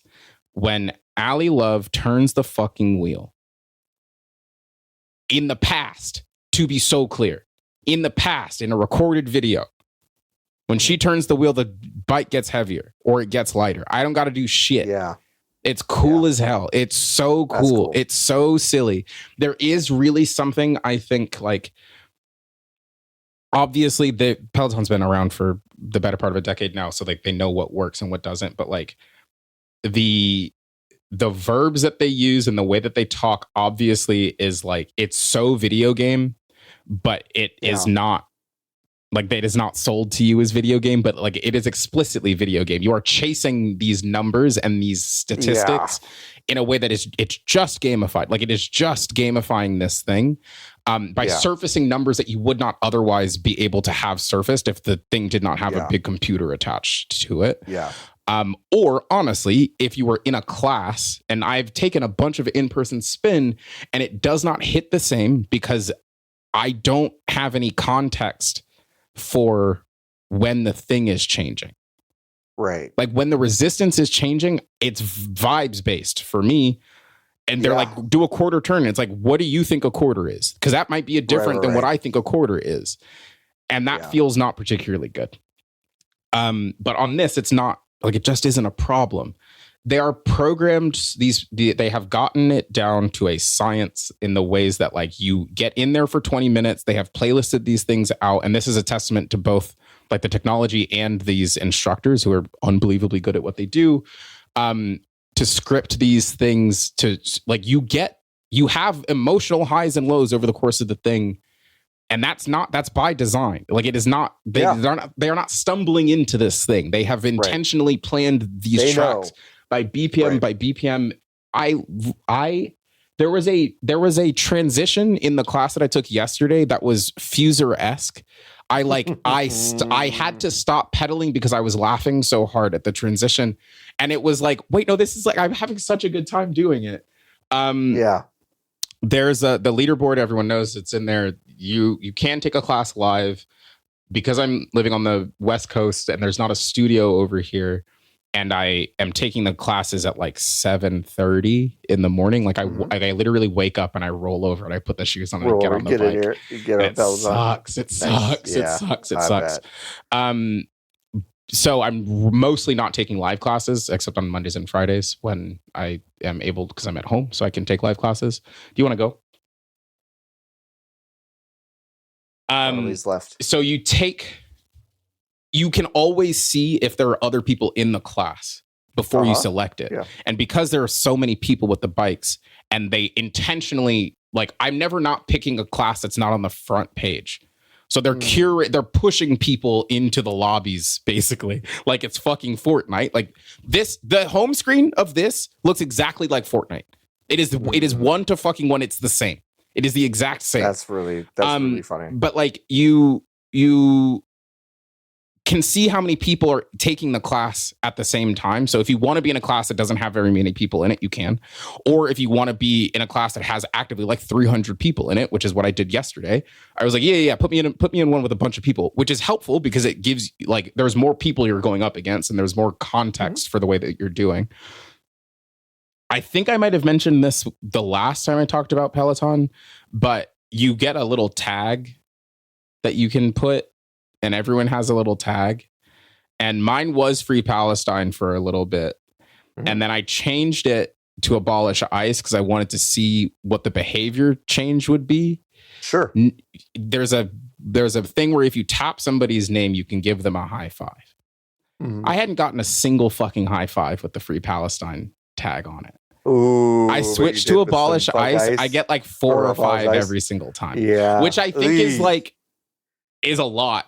Like there's a lot there that I like am not obviously going to dig into. Sure. Right. Obviously, if you take 2 steps back, the number of people with my body and my politic and my socioeconomic intersections that have a Peloton, it ain't that many. Yeah. It's not that many. There's not that many of me. Carrie's got one. Big's got one.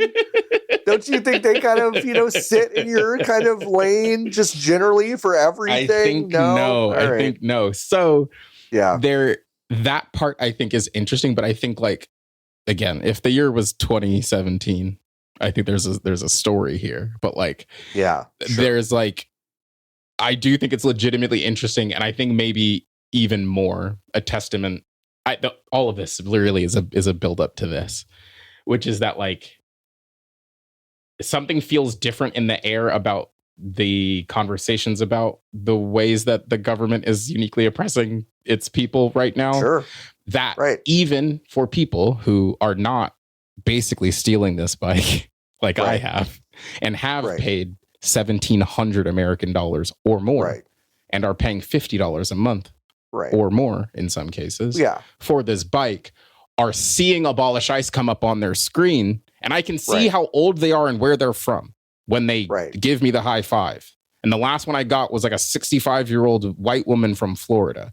And I'm like, oh, legitimately, from an anthropological perspective, it is really interesting that you saw my name, saw the thing that I said, Abolish Ice, underneath my name, saw my profile picture where I look like me, and then still reached out and tapped on my face to give me the high five. Sure. Yeah.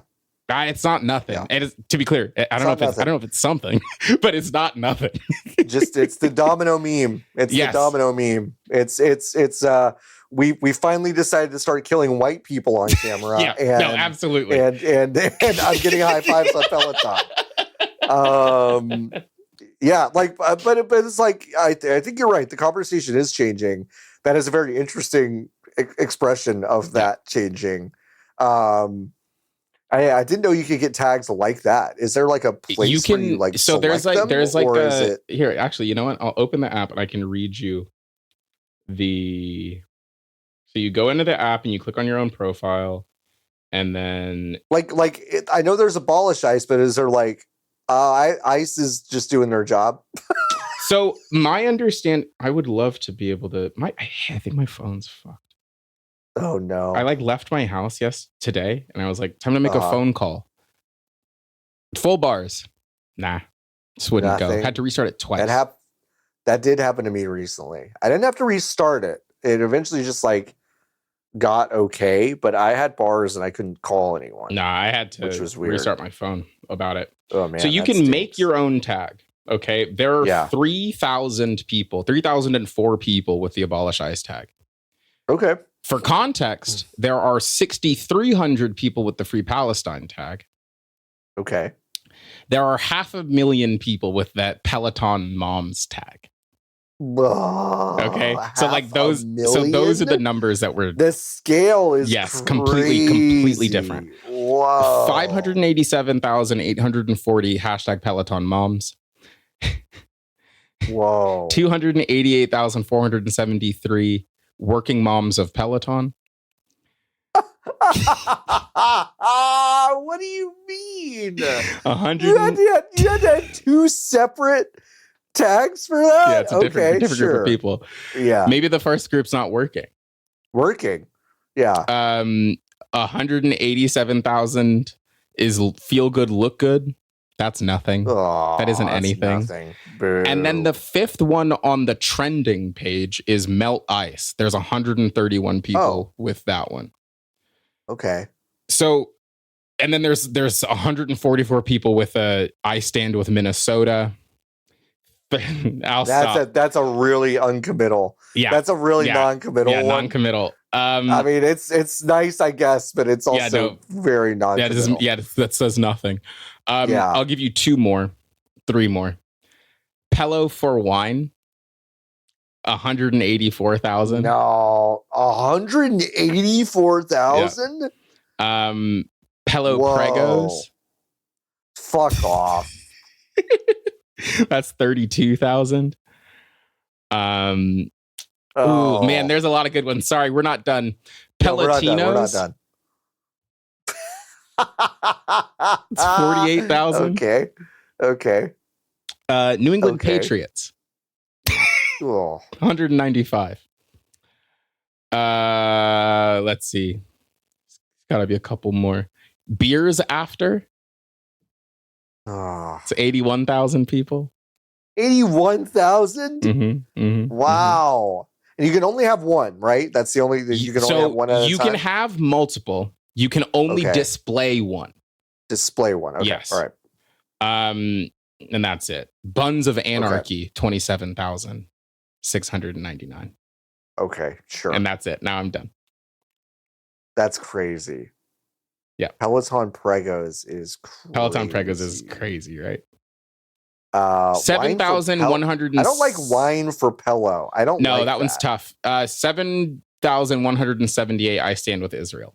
So just if you wanted to, if you wanted some context, there. I did want some of that. Just kind of seeing how the other side lives. Wowie. Yeah. Okay. All right. That's wild. Yeah. God, what do you think? What do you think that room is like where they're making the tags? You can make the tag. Oh, you can just make a tag. Yeah. Like I could start a VGB's one to like right now if I wanted to. Oh, all right. Okay. Like you just make the tag. The staff is not making the tags. They're not curating the tags. And the tags are useful only insofar as you can be like, well, I'm part of this group, so it gives me like this is just a group of people that if I were to look at the leaderboard, you might be into that. In context. Yes, here that like if I were to rank how many times I've been on the bike. Here's what I'm making day one. Yes. I've got hemorrhoids. Okay. Should not be on the bike. Get off the bike. Get off the bike because that fucker's in your asshole. Get off the bike. One of the instructors. You gotta buy me. Peloton should buy me dinner first. One of the instructors. That's my second tag. That's really good. One of the instructors is like, which is a really helpful shout, but she's like, you need a grabbable part of your butt off the back of the saddle. Oh, okay. Which is really helpful to contextualize. Yeah, it's helpful. But also is like, wow, this thing is in my asshole. It's in it. Yeah, I was about to say, like, if you need a chunk of my butt off the thing, this is going into my beehole. I think I might need to get a different seat. That's where I'm at with it. Yeah. But you don't want it to be too comfortable because then it's whatever. It's a whole thing. I get it. No, I understand. Yeah. Wow, that's really interesting. I think it's such a cool piece of technology. Like as a person who I think was so deeply obsessed with gadgets when they were a kid, I have not felt like I had a gadget in a long time. Yeah. And this feels like a gadget to me. I think I actually have been kind of chasing the high of a weird gadget for quite a while. And I feel like I kind of have one, and I promise I won't talk about it anymore. No, but I think the really interesting thing about it, and it's like, I need to be really careful about what I say here. Ooh, boy, I can't wait. No. John's getting canceled. No, not like that. It's like in my job, I'm currently facing this kind of idea of like, my job has treated its product in a certain way for a very long time. And I actually think it's wrong that we've treated it that way. And I'd like to try to steer it in a completely different direction. Sure. Because I think the calculus of what people are doing with that product is unique and should not be positioned as this other thing that they could be doing.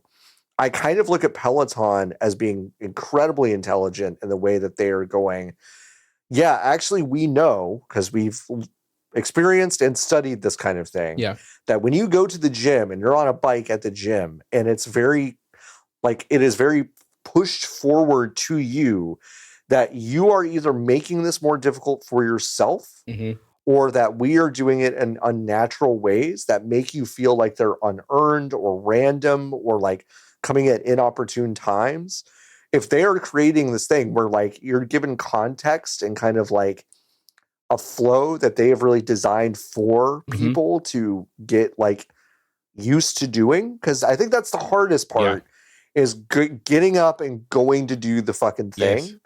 And if you know that the experience is about to be kind of this organic sort of like treat that you're not dreading, it's really fucking smart. And like to use different language to like to get you there, to make that. And I think and this is the luxury of me getting into this ecosystem as it is dying. But there is so much.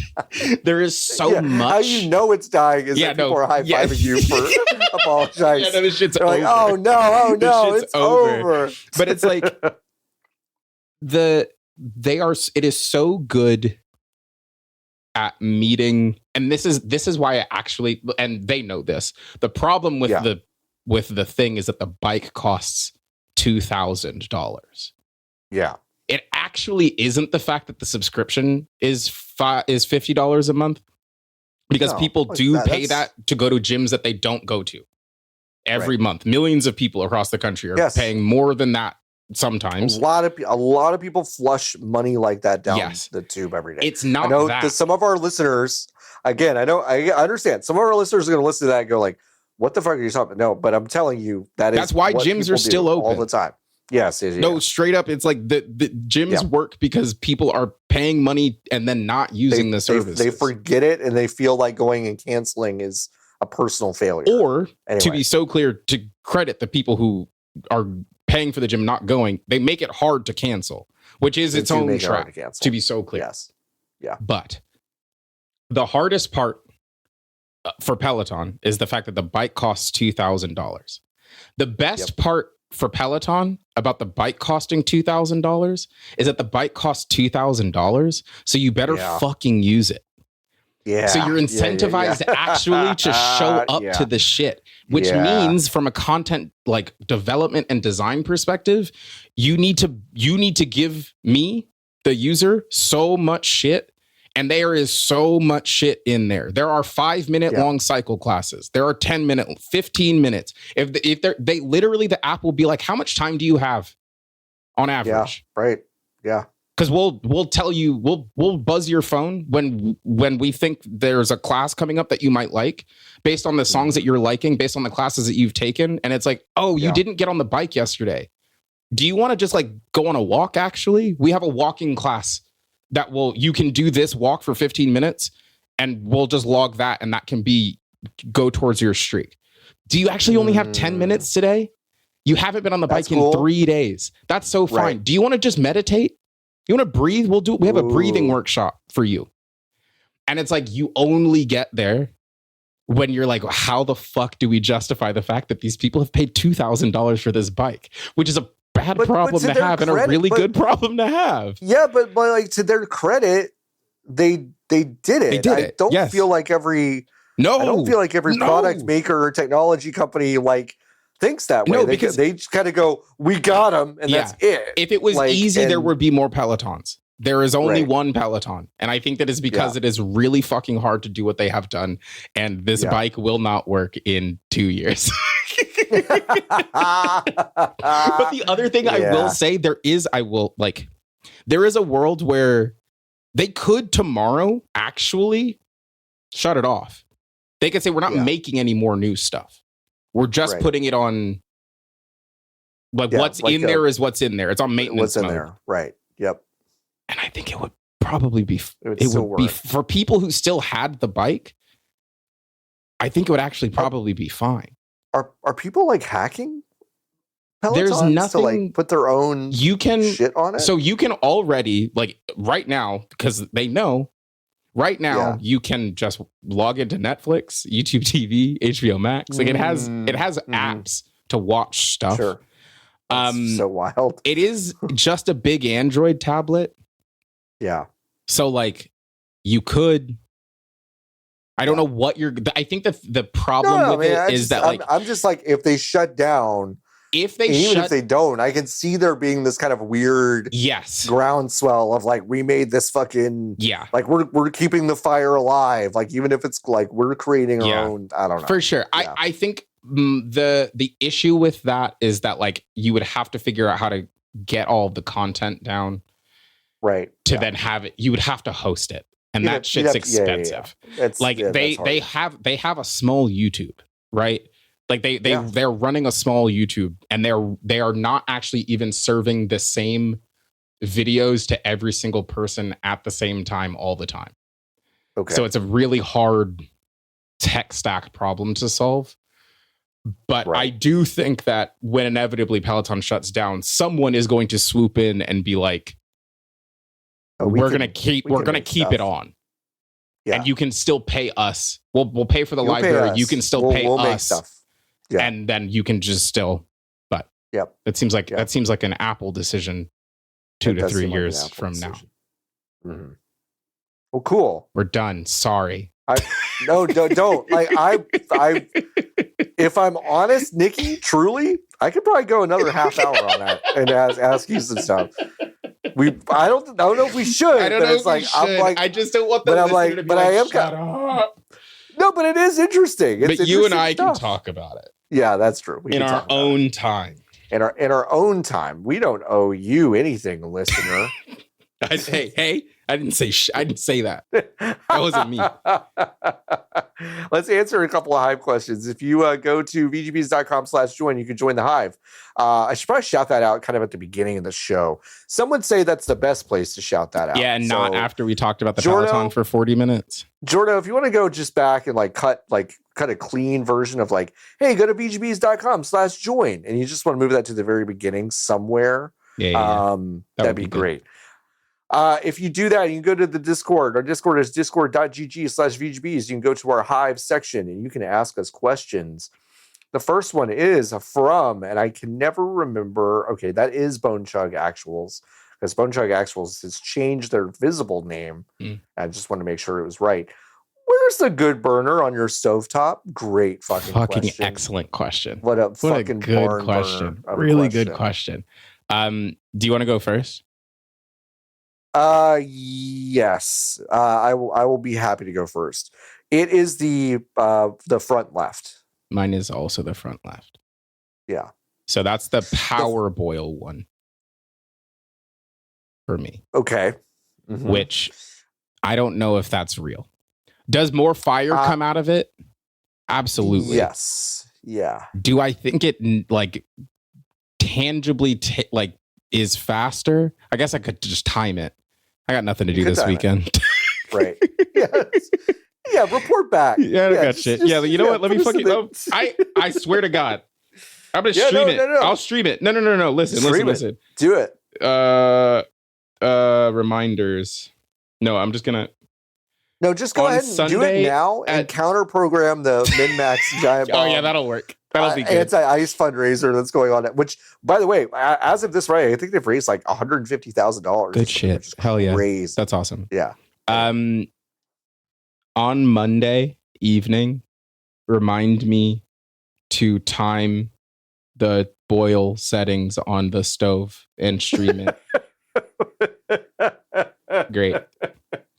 I'll be there with bells on. Yeah, so my stovetop is flat and it is electric. And the front burners... Oh yeah, you got no gas.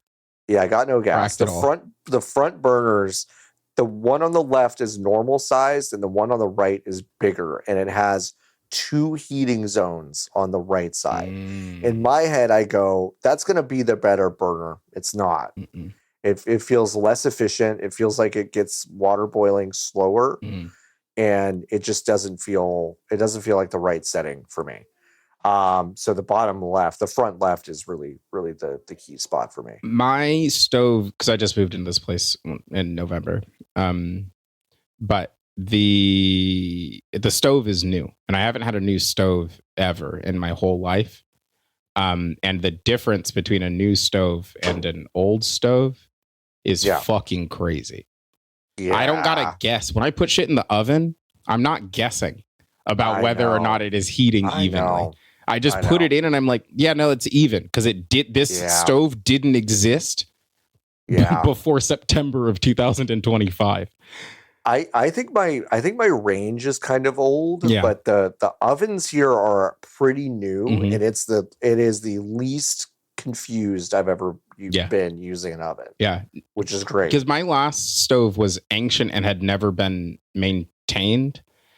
So it was it was uneven, was off by 50 degrees, by 50 fucking degrees. The thermostat was, but there's a griddle on this stove, so it's 2 burners, griddle in the middle, and it's not it's a good griddle. The fire is around the entire, the heating element is the whole length of the cast iron flat top. Sure. So it's a real griddle. It's not like we have another regular small circular burner in the middle and then we're just guessing on vibes. It is ovular. That thing fucking owns. It is so good. Awesome. It makes my life and it's so easy to clean because it doesn't have gunk on it. Because when I'm done with it, I just take it off and clean it. Perfect. It's the best. Wow. It's the best.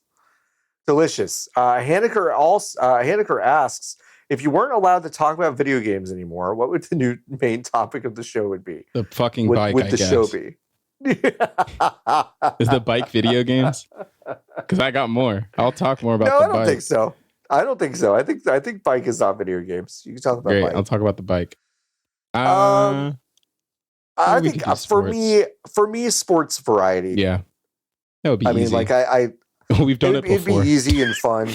Wait, what? I said we've done it before. We've done it before. I would love to do it again. There are times where I let this go at some point, but there are times when we used to record those shows that I would feel a little bit like out of place. I'm like, I don't do this for a living. I don't write about this stuff for a living. I kind of let that go. And I think I could do it comfortably. I like sports a lot. I think like people are, I think there's a gap in sports media that like, I think would be fun to fill, but, also it's just fun to talk about sports with Niki. So, delightful. Yeah. One of my favorite things to do with John. Chess. We would talk about chess. Okay. Just see like the history or like strategy just or chess, just all of it. Okay. Yeah, the cookies. Love it. I love it.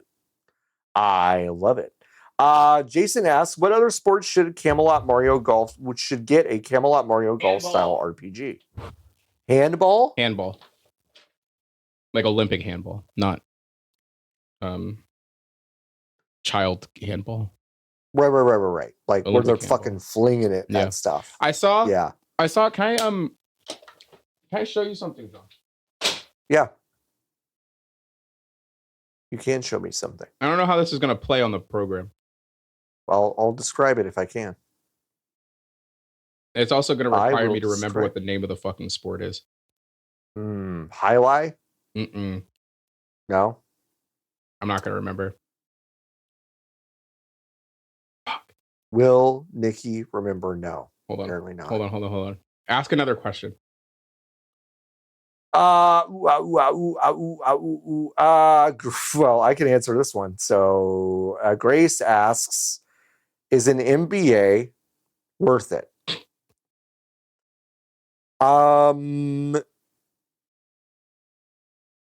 The short answer is no. The long answer is it depends on what you were trying to do with it. And also it depends on what kind of debt you're going to go into by getting it. If you're going to go into extreme debt to get an MBA and you're not sure you need an MBA to get a job that you want, that like is sitting in front of you, that you know will kind of be available to you in a couple of years, then I would say no. If you are set, if you have parents that are going to help you pay for it or whatever, you could get one, and if that's going to open some doors for you, then great. An MBA is good for pretty much one thing, and it is allowing you access to certain roles at companies that they have not yet figured out that it is basically unnecessary. It's a little bit like college degree stuff. Like college degrees have become increasingly less important, I think, especially in tech companies. But like MBAs still kind of represent a similar kind of like milestone or like check. But from a skill set perspective, I think a lot of on-the-job training, if you are curious and want to know how things work, you can build that skill set and that language by just being very active in whatever organization you're in. I won't say I regret my MBA because I did not go into debt to get it.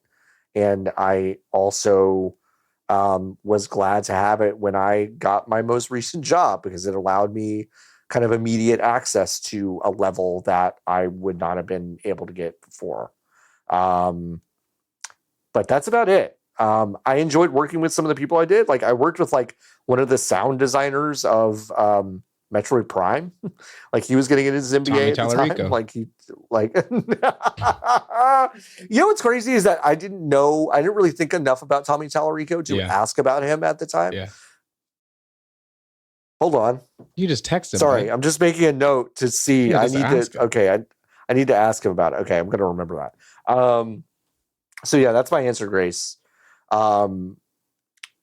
extending this to you, which I could just DM you this, but extending this to you, if you want to ask me more questions about it, you could just ask me in DMs or just on the Discord. I'm happy to answer. Anyway, cool. Can you what were you going to show me? Can you put it on the screen? I no, I can't. Yeah, you can. I'm already. It's I don't have a. Just it's already. It's already in the fucking. Just you just got to click. Oh, it's on the thing. I'm sorry. It's okay.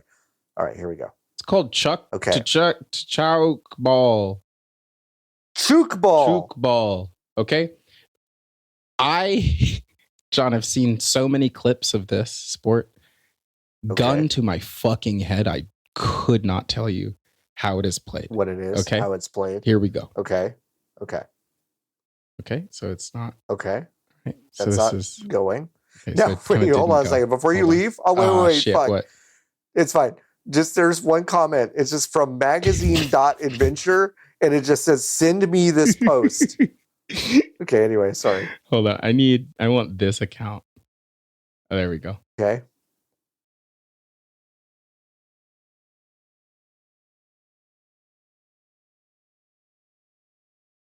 Was that good or bad?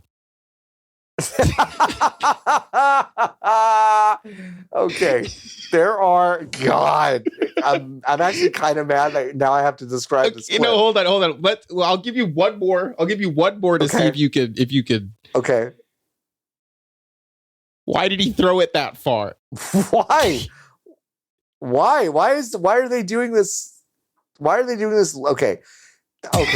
So there are black uniforms and red uniforms. Okay. I am assuming that they are playing against each other. Okay. There is a soccer style court. It's a handball court. It's a handball court. That is true. There is a rigid flat net that is a square propped up at an angle where a net, like a goal net, would be, but it's very small. There is a half circle in front of that net that is larger than the net. There are four red shirted players standing around the semicircle waiting for the player in black to Roman Reigns Superman jump a 4-square ball into the net. But instead at the last second, what he does is he passes to his teammate who is coming in on the other side. Unblocked.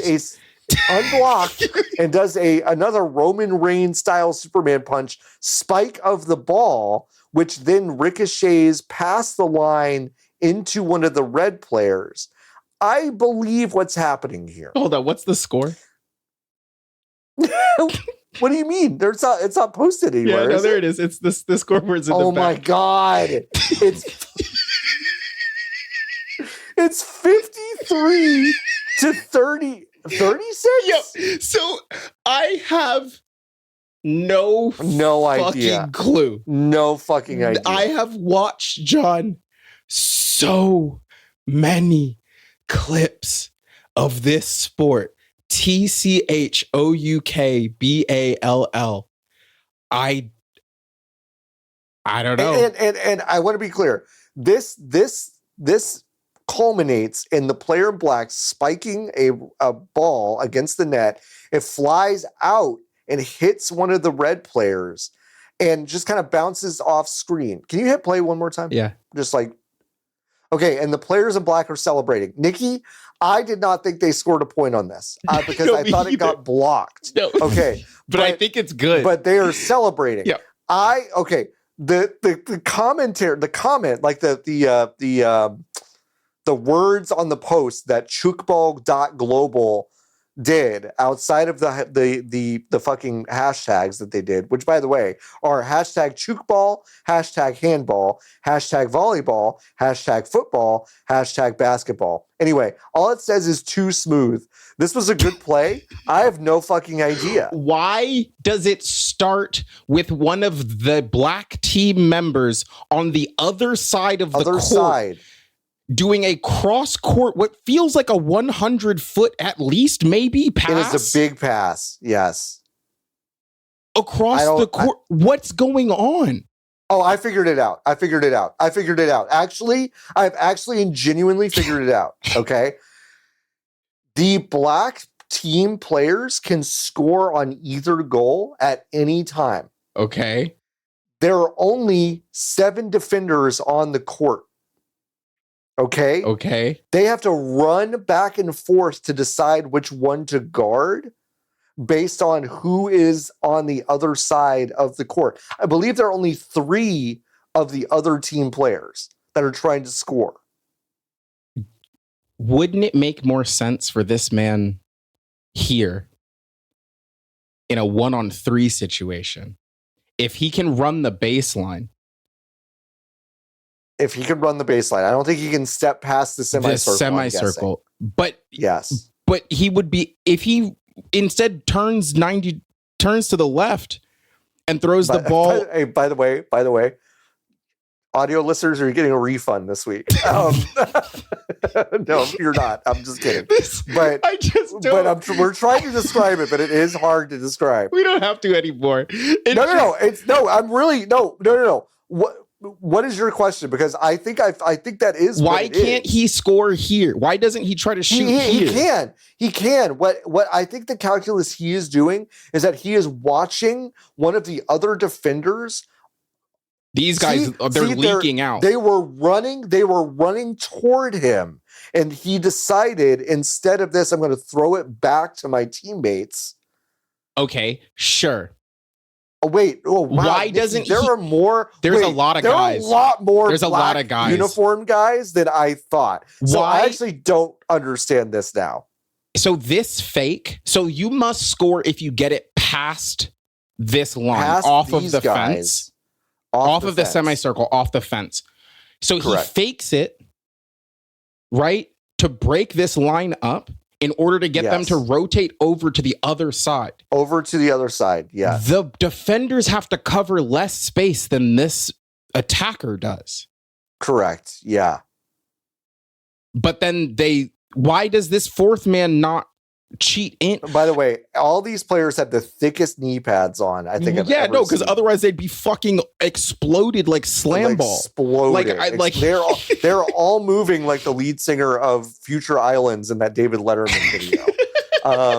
They're all doing this stuff with their knees. That's impossible. And then this player splits the gap between numbers 4 and 3 because they don't get set. But here's what I'm confused about. They're not really guarding the circle. They're not trying to push the ball back into the circle. It looks like there's so much space here. Yeah, no, and I can't tell if this is just poor defending. Like, is it just poor defending? Is the sport so new that nobody's good at it yet? Because this fourth player does not move. No. He stays. The 4 player. He stays put. Right. On the right side of the semicircle, leaving number 4. We have to get into Tchoukball. Like, I really need to know what is going on with Tchoukball. As I'm riveted. I have no, and what is the score? Have they done that 52 times? Because folks, that's unwatchable if they have had to do that 52 times to get that score. I'm hoping to God that it's like, one goal or whatever is like 28 points.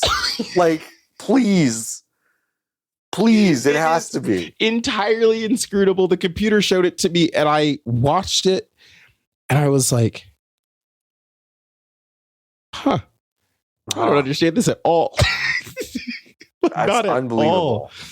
Anyway. It's unbelievable. Yeah, no, unlistenable, I'm sure. Sorry. Go on YouTube. No. It's really, really, really good. I'm riveted by that. You might just have to watch the YouTube for that segment. Just for that segment. We tried to do this. We tried to do it justice, but you kind of have to see it to understand how. I should have saved that for Tuesday, but whatever. No, it's okay. Well, hey, save it. Yeah, we're gonna do it again. I want to watch a full fucking Tchoukball game. No, are you kidding? Yeah, no, that's the freaking plan. It's fucking Tchoukball Tuesday. Forget Wake Up Honey, it's Tuesday. Wake Up Honey, it's Tchoukball. Tchouk's Day. It writes itself. Holy shit! All right, that's perfect. I Am Hydrogen asks, how long are leftovers good? These are some great questions this week. Hey, depends, bud. Depends. It depends. Hey, how long has that rice been out? Yeah, because you should throw it away. If you have to think about it, you should throw it away. Yeah. Do you ever miss working with Andrew Whitmore? I mean, I do for multiple reasons, but my favorite is that he had a food science degree. Yes. And he would always do this thing where I would ask him if something was still good, and he would immediately give me his food scientist answer, which is uniformly no, do not eat that. But then he would also kind of follow it up with like, you're probably fine. Yeah. You're probably fine. Yeah. I hope he's good. It really depends, but you know, I'm doing the smell test after like 3 days. There is a piece of Little Caesars cheese pizza from you could probably still eat it from the divisional round of the NFL playoffs. I know when you got it. I no, listen.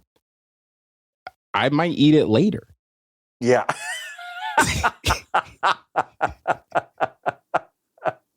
Like what? When was the last time you read about Little Caesars giving someone botulism?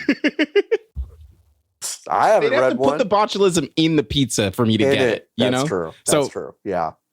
What is a foodborne illness? The fuck are you talking about? What is that? They're not putting the salmonella in the chicken. Yeah. Haircare asks, what's the smell? Oh, this is a little bit okay. This is a little bit of a pervy question, but it made me laugh enough that I'm going to ask it. What's the smell that you like that most people would describe as funky? Huh. I'm very smell sensitive. So there are actually not very many things that anybody would describe as funky that do anything for me. I kind of am like, I think that stinks. And that's kind of it. There are multiple bodily smells that I think are funky, but I kind of like. For sure. I think there's like sometimes a person. I also don't just mean sex stuff, but I also sometimes a person sometimes a person you love smells weird, and you because you love them. It's fine, actually. But you have to be like, well, I think to another person you stink. But to me, because I love you, it's fine. It's whatever. I got to tell you, sweaty belly button kind of hits for me no matter who That's it is, crazy. Does off the street, John, anybody? I don't know about anybody, but I'm just saying, said like, it hits all the time. Wait, no. I just mean, I will say in the small sample size that I have experienced that, and there hasn't been one that I'm like, that's not my brand. Sure, that's exciting. That's not my brand. I think I'm kind of like, whatever. You're good. You want stuff to smell good? Go take a shower. I mostly like that, but it's sometimes I'm like, and like, for sure, if there's a little bit of funk, I'm like, no, that's fine. Cool. You got to be alive, but like not for too long. What is the wet closet's right there? It's right fucking there. I don't even pay water. It's free. Yeah. I mean, like dog smells. For sure. But that's the dog smells again, but dog also do smell weird. And I think there is a threshold. There's a threshold past which, like we've talked about this, when dog get hot, there's not a good smell. Like, I would not make a candle out of dog hot. No, dog hot, but it is a sign that they have just enjoyed themselves. Yes, and that's nice. They got baked. Yeah. And that's nice. Yeah. They got baked like maybe actually that might be my answer. Yeah. Disco Bandit, you have asked a great question about a VR kind of like rights kind of issue. I'm going to curb it and learn a little bit more about it, and then maybe we'll answer it next week or something. I think it's a cool question. I've read a little bit about it, but not enough to answer it. So I'm going to put a pin in it, and we'll come back. Just a couple more. What's your favorite national park? That is from Jason. Zion's pretty good. Arches is also pretty good. Man, those picks you took at Zion were fucking crazy. I love Zion. I'm thinking I might go. It's just so cold when it's cold. is the thing Yeah. about Zion. And it's cold when it's Yos- not cold. Yeah. Also. Yosemite was really pretty. I haven't been to Yosemite, which feels crazy, cool. actually. I should go while we still have it. Did you know that the president's face is on the pass now? Yeah, I did. I did not know that until recently. Yeah, I did know that. Oh, cool. Right, just like regular... Well, his birthday replaced Juneteenth, right? For the national holidays. That you get like cool. Free admission. Isn't that neat? Oh. That I did know. I thought you were saying that his birthday is now Juneteenth. That's why I was confused. I was like, what? That's crazy. Yeah. Like, I kind of respect that a little bit because it's a crazy thing to Juneteenth. do. I love it. It's the day we freed all the Donald Trumps. So it's like the fourth week in a row. No, listen. Appearance. Eventually, I'll be invited to SNL. All right, two more. Adam Juice asks, "What candy was your favorite growing up, and is it still any good?" I liked Crunch Bars a lot when I was a kid. Same brain. And I haven't had a Crunch Bar in a really long time. So should we aspire to have a Crunch Bar? I'll add it to the. Okay. I will do the same. To the literally boil water reminder I have. Boil water, eat crunch. Boil water, eat crunch. Boil water, eat crunch. Boil water, eat crunch. Crunch is exactly my answer. Yeah. I used to love Crunch, and now I can't imagine it would be good, but I haven't had one in a long time. I think the chocolate is probably the part that is bad. That's not good. Yeah. I think it's waxy. Yeah, I'm sure. I've graduated to miniature Reese's cups. They're so good. It's the best one. They're just so good. My favorite now, not that you asked, but is a Take 5 bar. That has peanuts in it. That's a peanut butter. Yeah, that's peanut butter. Wait, whoa. Hold on a second.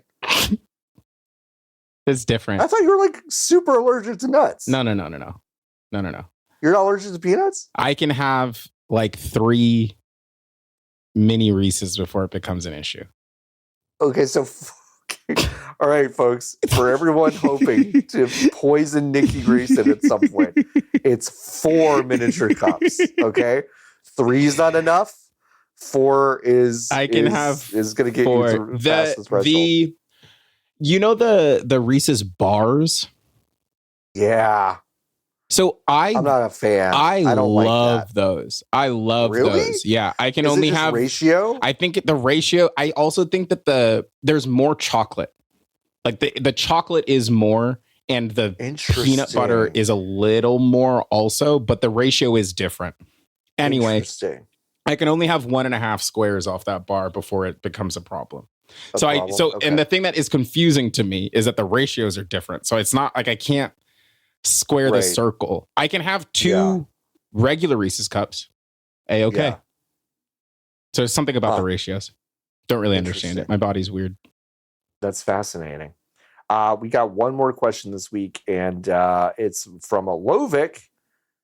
What's your next tattoo going to be? I was just thinking about this, actually. Me too. The artist... Actually, I wasn't just thinking about it. I have an appointment in a couple days, so... So you are actively thinking about it. So I am actively and you know.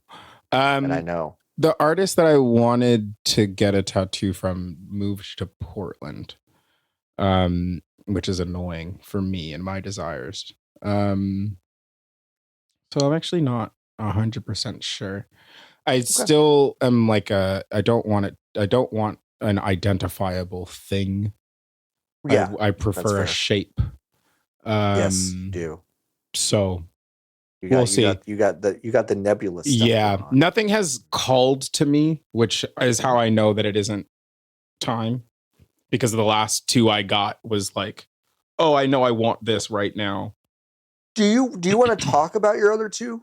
I have questions about them. Yeah, no, for sure. So I have. What did you like? Did you find something that or did you kind of go like, I want this? So the one on my right arm, which if you haven't seen it, is just kind of like it's a squiggle that starts on the inner forearm and then terminates on my hand, and it's two. There's a circle, there's a portal at each side, and then a squiggly line that connects the two. Yeah. I wanted a tattoo that was similar to this from an artist similar to this, and their name on Instagram is Baby's First Sig. Okay. And it's really good. It's really good. And it's really good. And they were in New York when I was living in Providence. And it was just a situation where it was like, I just could not line my schedule up with him. I got it. So it didn't work.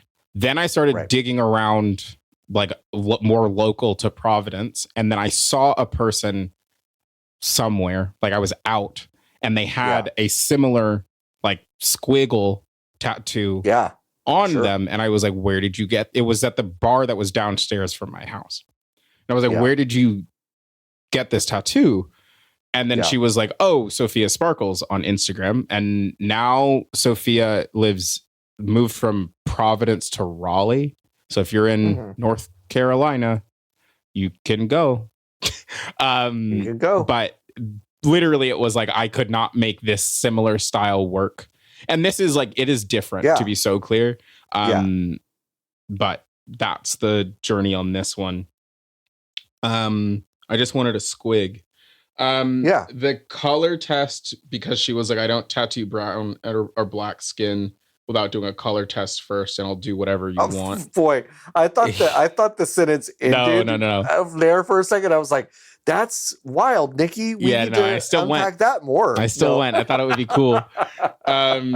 She was like, I don't do it without a color test first. That totally makes sense. Yep. And I was like, great. And then she was like, it's one of those things where it's like, you'll always have it, obviously, but it's not even particularly transferable because everybody's green is going to look different, and you're not going to remember what green is in your arm, and I'm not going to remember what green is in your arm. Yep. So like, so it's just 5 dots on my other internal forearm.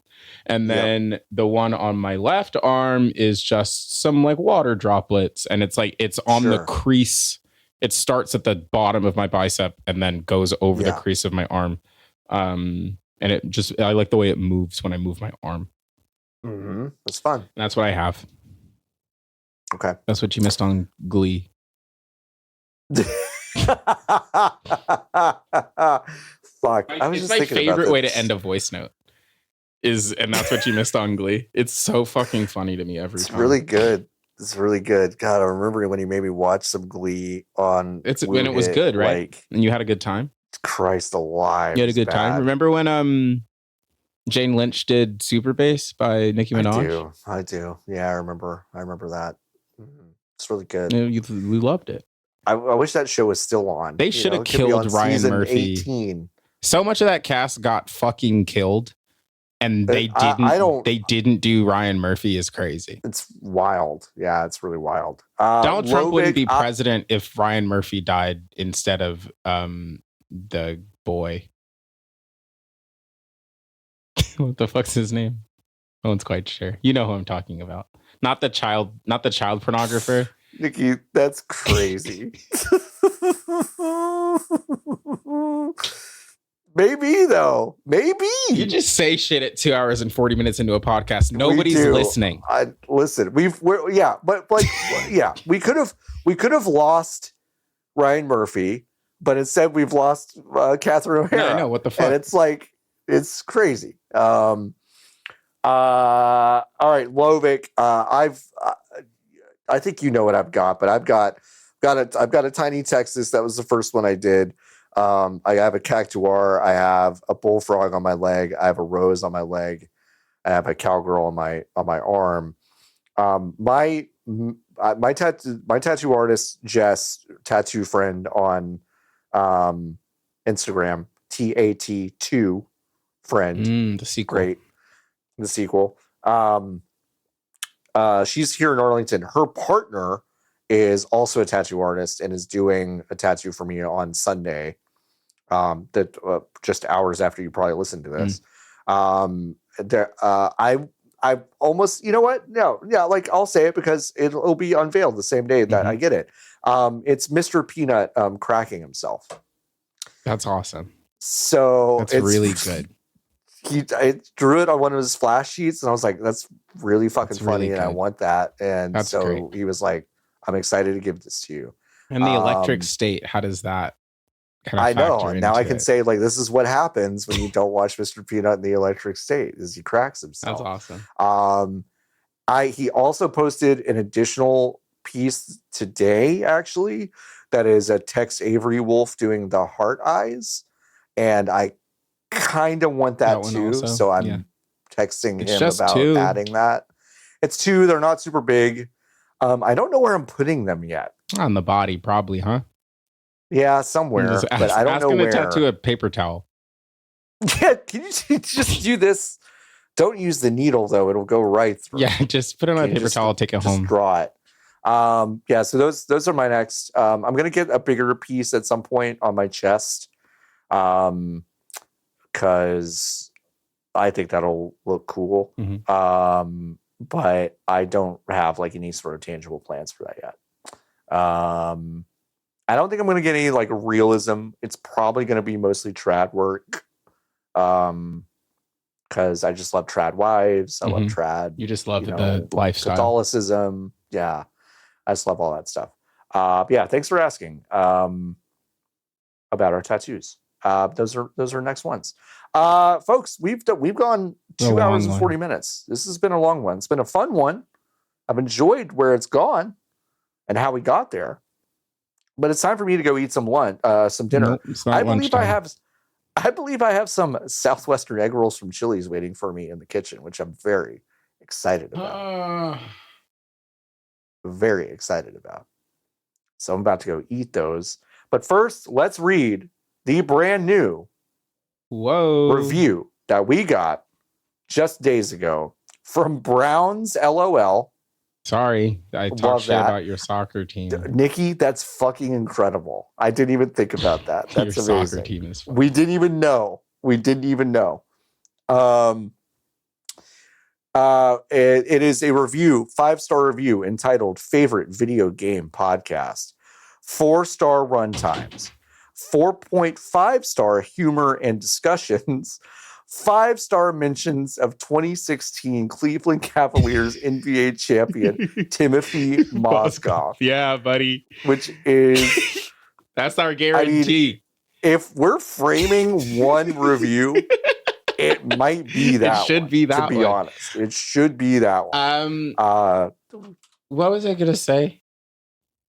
I don't know. What were you going to say? Was it about Timothy Mozgov? Nah, if Shedeur can be in the Pro Bowl, I can too, you know? Like, yeah. It just can't be that hard. It can't be that hard. What was that? Well, he's going to have to go and check out whatever happened there. We're going to get out of here. We appreciate y'all so much. Go to VGBs.com/join. Follow us everywhere. We're VGBs on Blue Sky. We are going to get out of here. And until next time, keep on buzzing.